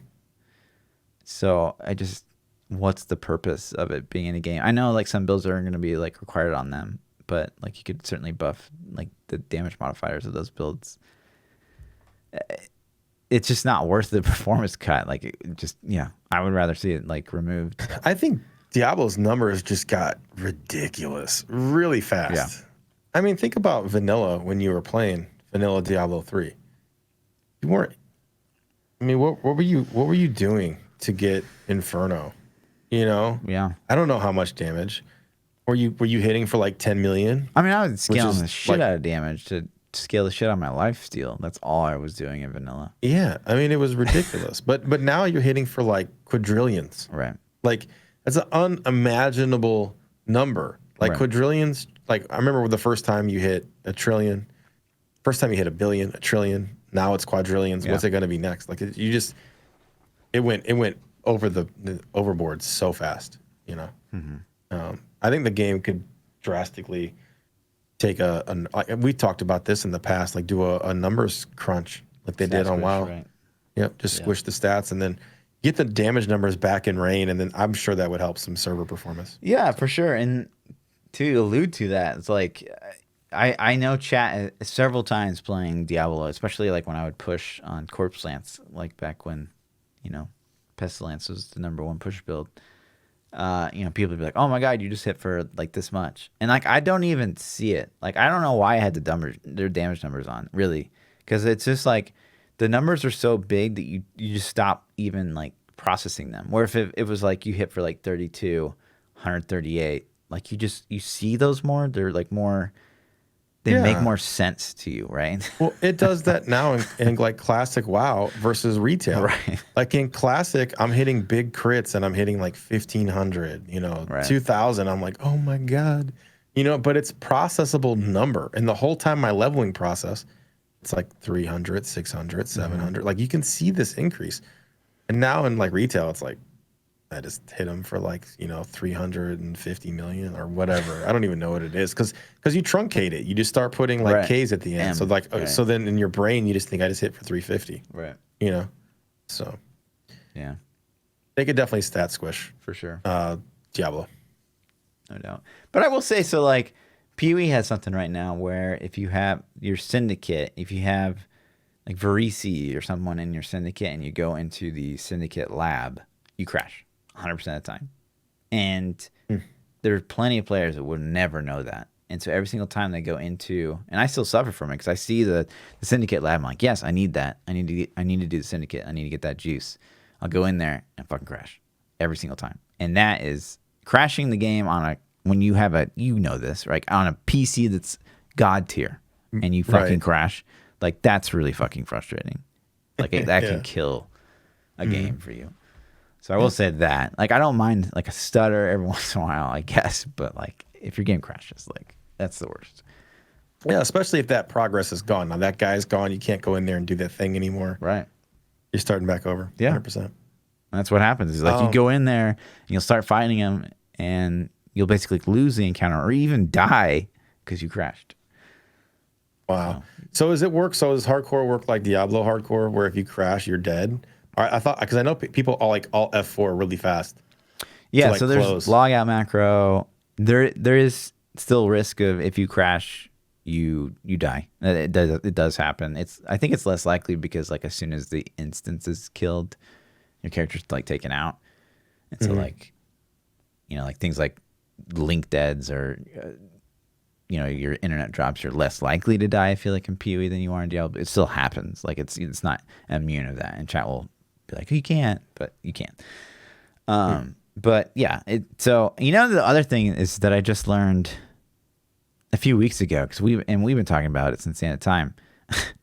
Is so when you die in hardcore and PoE, this whole time I thought you would roll over to just like the standard, like just the So it's more like in Diablo 3. Say if you died in hardcore, you roll over to non-season. That's what it's like. Oh, So it's like it's not as nice as we kind of thought originally. that sucks. Yeah. They should fix that. You need to get on it. So it's like I think that would be a cool thing, man. Yeah, I agree. Like a medium core, you know? Yeah, So I would play medium core a lot. I would, for sure. So yeah, is there more PoE stuff you wanted to hit? No, that's pretty much it. That's all that's going on over there. I've been doing the classic grind a lot. Yeah, I don't think I've played another game since classic came out. I honestly haven't. I can't say that I don't think I haven't honestly logged into any other video game since classic launched a month ago. Fucking toxic. So I'm almost 60. I'm 58 and a half. I got How are a you level and a not half. 60 yet? Still not 60. And so this is the question that kind of makes me think about. There are a lot of people that I know that are 60 and have been 60 for a while. Yeah. I get to play, I would say if I average it all out, I play about 4 hours a day. Okay. 6 days a week. At least, I would say at least 4 hours a day, 6 days a week. Probably a little bit more than that. Okay. Do you think that that's casual or not casual? 4 hours a day, 6 days a week. That's only 24 hours. That's like a part-time job. I would say it's casual, but that's definitely not hard. You know what I mean? Yeah. It's not casual. Casual would be like 4 hours, like 3 to 4 nights a week. Yeah.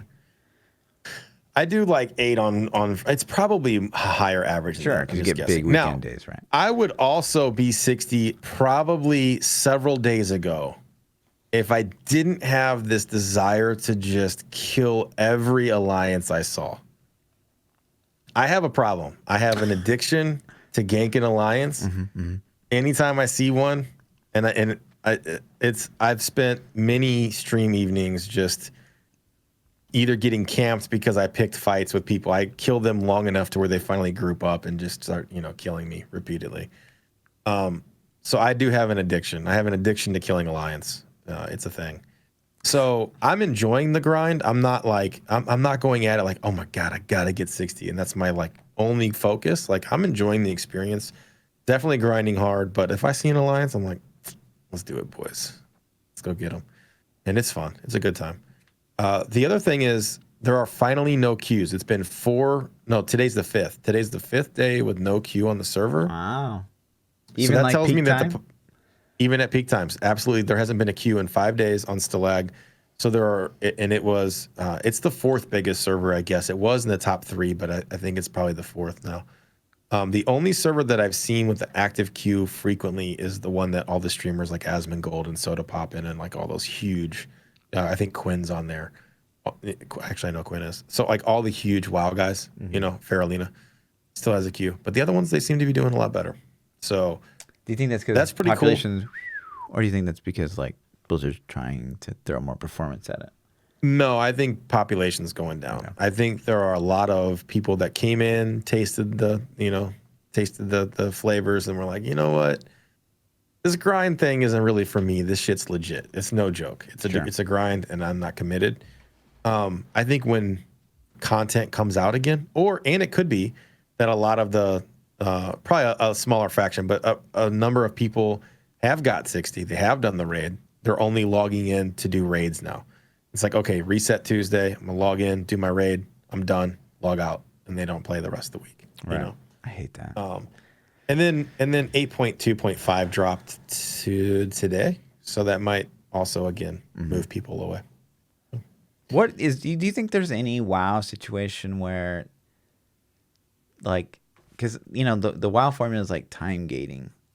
It seems like, I guess Mythics were attempt to reset, but even Mythics had like lockouts, didn't they? Yeah. I don't know how I feel about the time gating. Like, there's no time gating in Diablo, and that's probably why. Yeah. Well, they try to time gate based on drop rate, right? It's like not like a lockout. Like they can time. control how much experience you get per hour. If they see people getting too much per hour, they'll nerf it. If they, like, okay, we can make this percentage super low. But yeah, that's one of the beauties of Diablo, I feel like. Yeah. Is that There's no like, okay, Tuesday is coming. I can't wait for that day because that means I get to do all the things I want to do. That I just feel like that'd be this terrible feeling, and it would force you to play other games. I feel like. Right. Yeah. I don't know. Yeah, I think that's one of the beauties that Diablo has is that you can always work towards whatever you want to work towards. There's no like, well, I've already done that this week. I can't do that again till Tuesday. That does suck.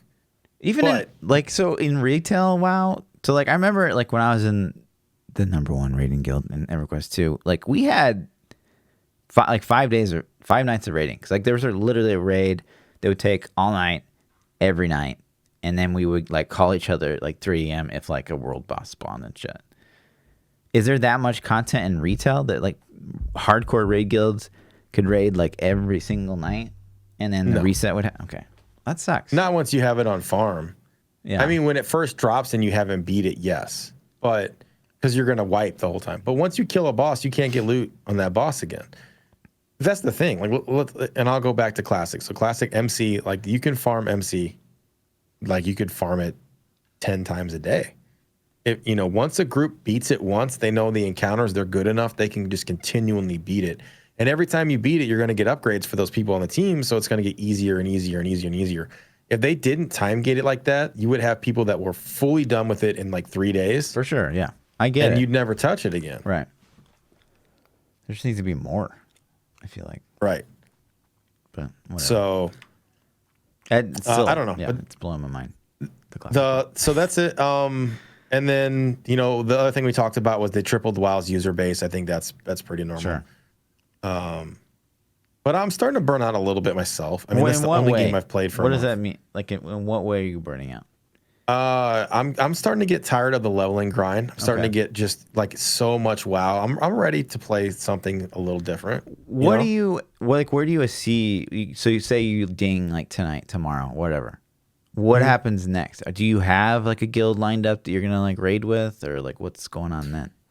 Not necessarily. I didn't promote my guild too much because I didn't want it to be like a streamer guild on this server and whatever.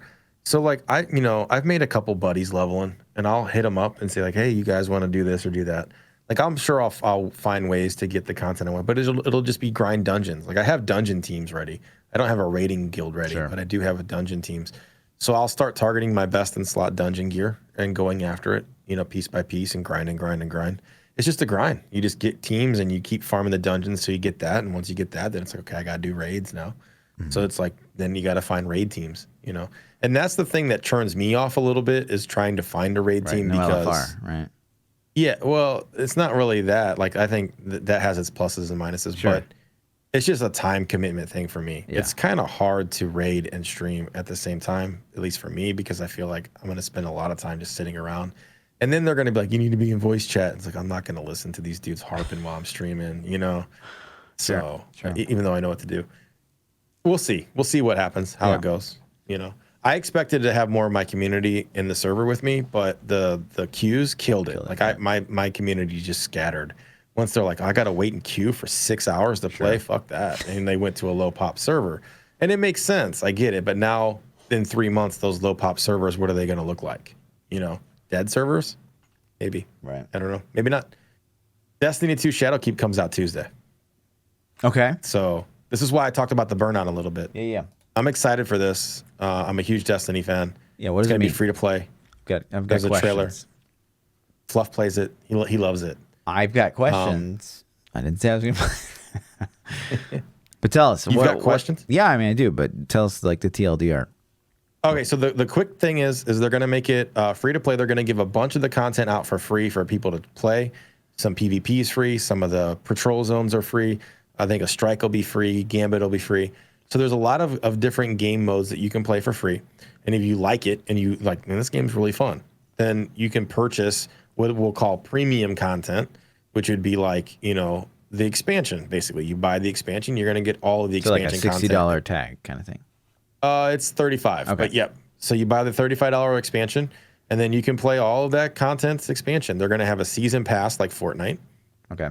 So if you play for free, you can get all of these things, and you can earn most everything for free. It's a little different than Fortnite. There's a lot of things that, Fortnite's like, if you don't pay us the season pass, you don't get any of this shit. Right. Destiny lets you grind a lot of that, but maybe not all of it. But so there's a season pass where you can get some stuff. They have a graphic up that tells you what you get for each one. You can check it out.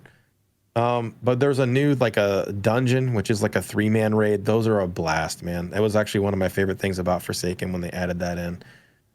There's new strikes. There's going to be new raid. There's going to be new Crucible. They're announcing some kind of arena playlist, which I don't know what that is, but it seems like they could be doing like a 3v3 elimination style arena mode. I don't know. So that's kind of the quick, rundown. Okay. Going back to the moon, if you're a Destiny 1 player, you'll know what that means. So, like, free to play. So you go to like the new area. Was that what that means? Yeah, so a patrol zone works like open world, kind of. Like, you're going to go land on this area, and there's going to be like things you can do. There's activities that you can do on there. It's like this big open map, and you kind of explore and do what you want. Which is the moon or something, right? Which is going to be the moon, but you're also going to be able to do any of the patrol areas that are previously in Destiny for free. So you can go to all the destinations and check them out. Gotcha. Even if you don't own those expansions. Even if you don't own them, yep. Yeah, I think they're giving you vanilla Destiny for free. Vanilla Destiny 2, everybody can play for free. The entire campaign, all the shit. So gotcha.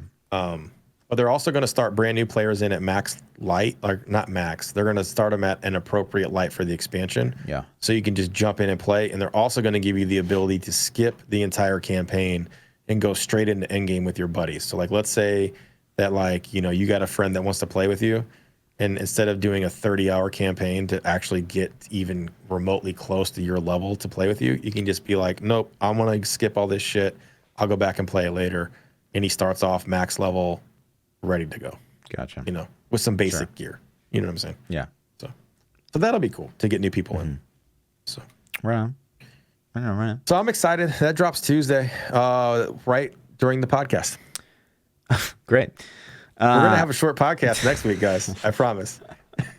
I'll have to drag you into like these really I'm gonna be like long this the whole time. philosophical feels discussions. good. Yeah. Oh, what did you say? Like, what do you think about what is Diablo really? You're gonna hear me randomly cussing. Son of a bitch. So I will say, so, like, Lindsay's been really into like the Borderlands. It's nice to have a game that like you can play with, like, the grill. So, like, playing Borderlands makes me appreciate Destiny more, I feel like, because Destiny feels cleaner and it's not as like cringe and meme. But yeah, I mean, we'll see what's going on.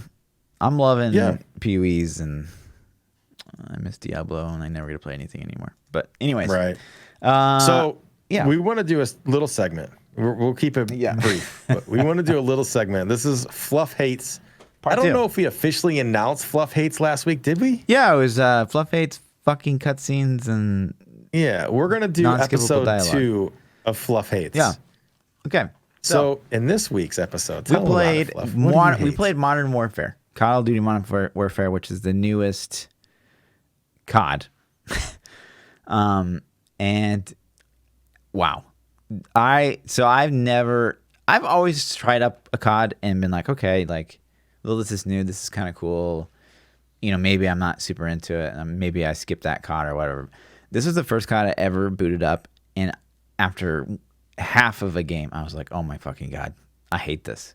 I hate everything about this game. And I'll tell you why. So this COD, they've reverted to boots on the ground, which, I still don't love. Everyone knows where I stand on that. And it's not a super popular opinion. Like, most Call of Duty players, they hated the jetpacks, the wall running, and it's fine. Whatever. It's not about that. This COD is completely reverted to like the old CODs from like 2003 and beyond, like the first 3, where you're rewarded for basically posting up and kill farming, right? Like, kill streaks only come from like you get bonus for like doing the flag caps and stuff like that.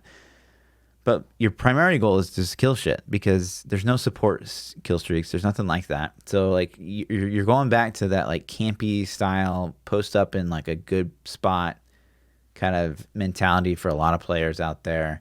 You know, you see like I think even like there was a dev streaming and he like literally put down 2 claymores and like just sat in the same spot, like they were promoting the camping all over again, and there's no penalty for it, and you can have up to 2 claymores. There's no way to dodge claymores in this game. You can't like there's no like you hear a click and then you can prone or something like that. You just fucking die from claymores, and you can carry 2. You can carry 2 claymores and they regenerate over time. So you can just like drop it around a corner and then run away, and then later some dude runs over it and just... Yeah, and you just go put a new one down there, and you're good to go. You can still camp. You're good to go all day. You know, the guns feel okay. The only new thing that they added was like you can sprint faster by like bringing your gun like up. So like you're at more of a disadvantage when you find someone. You can't like bring it down. Yeah, it takes a while to get your It's always that ADS like when you would sprint in other CODs. Yeah. It was like that. But now it's like, oh shit. Right. So there's like that, which is okay, I guess. Yeah. But man, like this, between this and Classic WoW. So this game is completely reverted for the COD from 2003, 1000%. The graphically, I think it doesn't look enhanced. I think it looks like shit. It plays super slow. It plays just like that experience from 2003. Now, I get players like are gonna love that. I miss when Call of Duty took chances. Like Call of Duty, you know, and Halo were like the only shooters for a long time. And then Halo's like, well, we're piecing out, basically. We're not going to ever release a game again, apparently. And so the only real FPS that we get at a steady pace is, you know, now BRs or Call of Duty. Right. Call of Duty is like the only multiplayer that's really continuing to like come out with games. And if I saw this gameplay footage, like I couldn't tell you that this was a new one. I'd be like, yo, this is like first gen PS4. Sure. It doesn't look any better than the very first Call of Duty that came out on next gen on PS4. And this shit, this ground war shit, that's just what's the other game called that people play? The one that you run forever and then you die. I fucking run forever and die. Yeah, it's like one of the big console shooters. Like I don't even know what it's called. It's awful. Anyway, you're talking about PUBG? No, it's just one of the ones where you like spawn at a point and like you try to advance your people and there's vehicles and I'm sure Jack. I have no idea. But Battlefield maybe? Yeah, Battlefield. Thank you. Yeah. So they've like mimicked that, and that's the big new thing, you know, with this COD or whatever. But yeah, I think it's just weird. So like they went from like being innovative and like pushing the boundaries of shooters, you know, with like Advanced Warfare and the couple 3 games after that to, I mean, they went back to boots on the ground and they've continued to revert ever since. And the people seemingly love it, which is really sad because like there's 3, if you guys don't know, there's 3 studios they make Call of Duty so that they can pump out a new Call of Duty game every year. There's Sledgehammer Games, there's Treyarch, and there's Infinity Ward.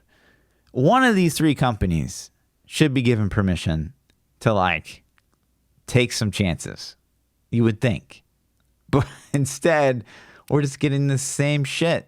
Like it successfully recreated 2003 Call of Duty experience. And if that's what you're after, does this have BR mode too? No, I'm assuming it does. It doesn't. No.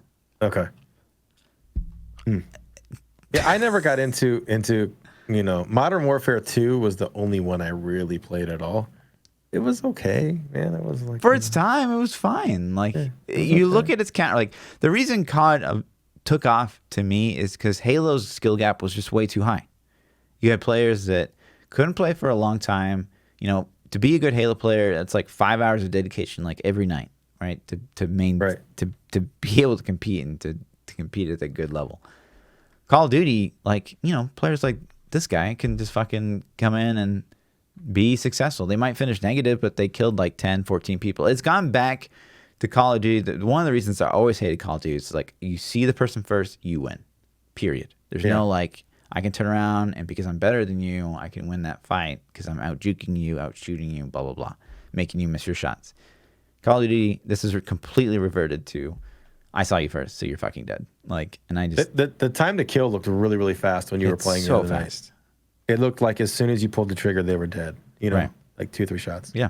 And it seemed like even body shots seemed to kill really fast. Oh yeah, too. it's like 2-3 shots, probably the body dead. Yeah, TTK is insanely fast.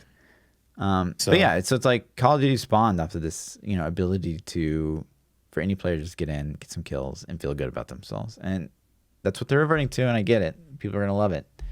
It just sucks, for people like me that want to see cool. Well, at least you got to play the beta weekend, so you don't have to waste money on it. Exactly. That's good. So, but god damn it, it's a thing. But it was episode terrible. 2 of Fluff Hates Modern Warfare, and fucking the same shit, same game year after year, and people keep buying it. Right. Anyways, well, let's hit up some Twitter questions, man. We've had a long one. Yeah. Holy shit. Yeah, we'll keep these kind of brief. We'll go through them quicker. Connor says, it seems like Twitch is trying to remove the need for third-party chat bots with the new point system. Would you agree? I wouldn't know because they haven't added me to it yet. Yeah. So, if you guys don't know, it's a new currency system. Like, every stream's got it. Do you have it? No. I mean, like, every stream has a currency system usually, right? It's just not officially through Twitch. So, it's basically like that, but implemented in Twitch. I don't think that it will replace it because there's no song requests and stuff like that. You know what I mean? And a lot of people use that, like myself, for that kind of currency. It doesn't also seem like you can regulate how fast viewers get it, and I'm not sure the rewards are maybe exciting enough unless you're a big streamer. Right. But yeah, only right now we keep getting questions. I don't know if you probably got these questions. Like, where's the new stream currency? They're only making it available to like, kind of the upper probably 5%, 10%. Well, you know what's really weird? What? I saw Twitch affiliates that had it. Who? What? I was in a random affiliate stream, and it wasn't anybody that I even know. I got like somebody, I was lurking in somebody's stream, went to sleep, woke up in the morning, they got raided, and they raided, and you're just in like some random stream at that point, right? And it was a random Twitch affiliate, and they had the currency point system, and I'm like, what? How do I not have it? But there's like it wasn't even a large affiliate, and I'm just like, they got the currency system. Okay, that makes absolutely no sense. Maybe they know somebody. They must know somebody. So.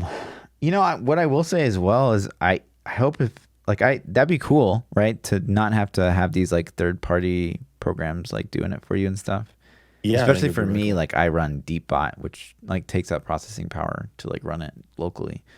I'm curious if like, are we gonna have a way to convert our currency ever? If that's gonna be a thing, it'd be worse to have like multiple forms of currency. That would be. Well, I think it's monetarily tied back to the streamer too, which is kind of cool. Mm-hmm. So it supports your streamer for you just hanging out, which is awesome. So they're probably not gonna let us like dump currency to people because then we're just giving ourselves money. Right. You know what I mean? But it's a cool thing. Like I'm not against it, man. Any way to incentivize people to come hang out in your stream, I think I'm all for it because I think there's a trend on Twitch right now where Twitch is in the decline, not the incline. I don't think Twitch's numbers seem to be going up drastically. I haven't seen their overall numbers. Like there are certain streamers whose numbers are insane. But I think if you look at overall numbers, I don't think they're up. I'll have to revisit that and look. But I know, like I thought that they were on. Their numbers were slightly down, like as Twitch as a whole platform, versus like post Ninja leaving, or I don't know. Like Ninja's numbers over on Mixer have been not as good lately. Sure, I mean, which you expected, I guess, right? Yeah. But he was in the middle of Fortnite streaming and had like 8,000-9,000 the other day, which is a far cry from the 50 average. The 50 average he had at Twitch. Right. I mean. I wonder if that bothers him or if he's like, I'm sitting on millions. I don't care. You know I'm sure it would still bother you. I think it still bothers you. Yeah. Because you're like, fuck, man, I was at 30K, like minimum before. And then you go to that. Because you saw Ninja with 8-9K on Twitch. You're like, oh, he's playing like something else. He's playing like Final Fantasy 15 or whatever the fuck, right? Yeah. Right. So I'm sure that weighs on you a little bit. It's still insane, and you're sitting on more money than you have any idea what to do with. Right.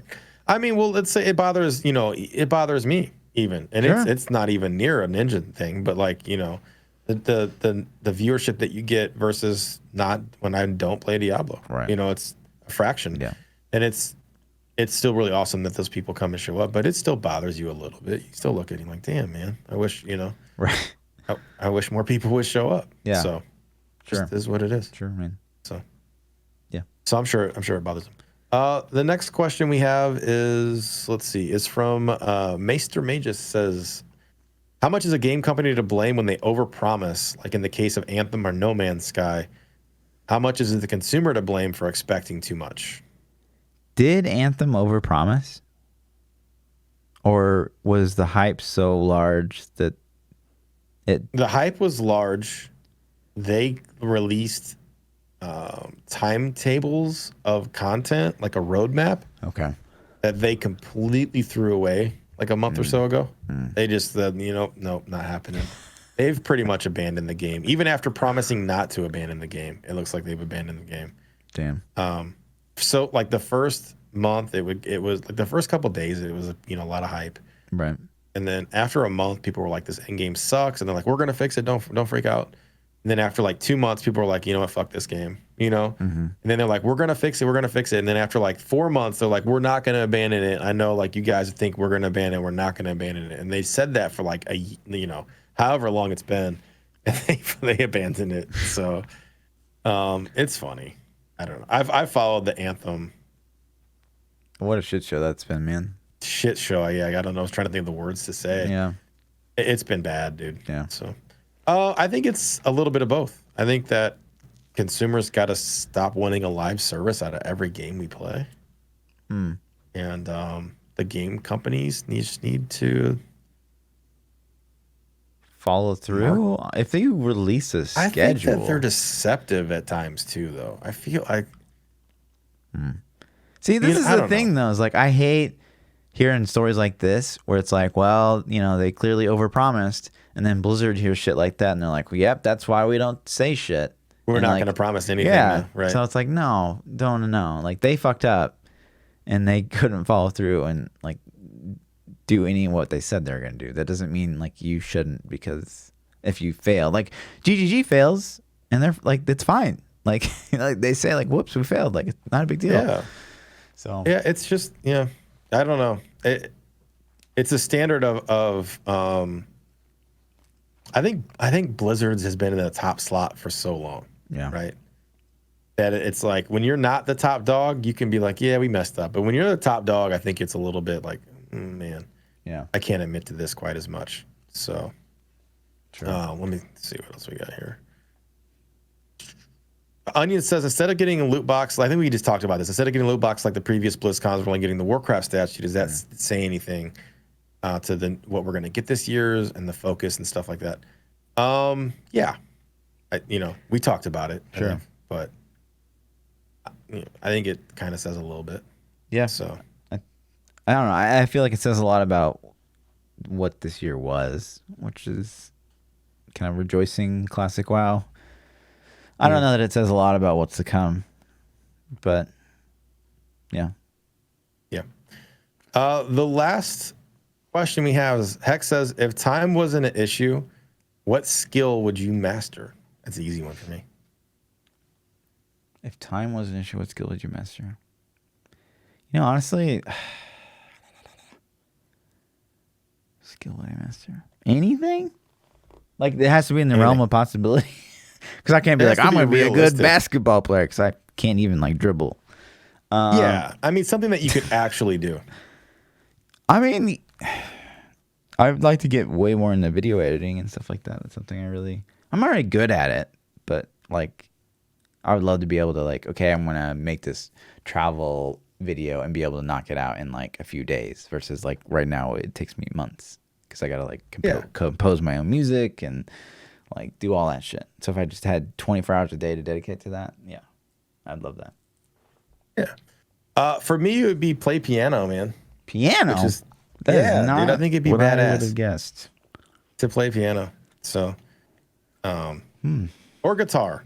Like, I like them both. I think if I had to pick, though, I don't know, man. I'm conflicted between which one I'd pick, but it would be something musically. Piano. I agree with the original Guitar is like very like, oh, I'm gonna be in a band, or it's like piano's like, fuck yeah, I can just like It's just cool. rip on this piano real quick. Yeah, just sit down, like, just walk. Oh, there's a piano. Let me sit down and just rip it real quick.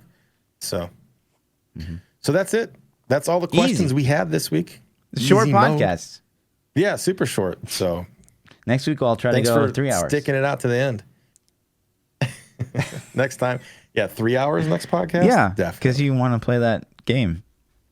So. Oh, next podcast is going to be like 35 tops. Yo, 25 minimum questions next week for Twitter questions. Guys, get on Twitter, start asking tons.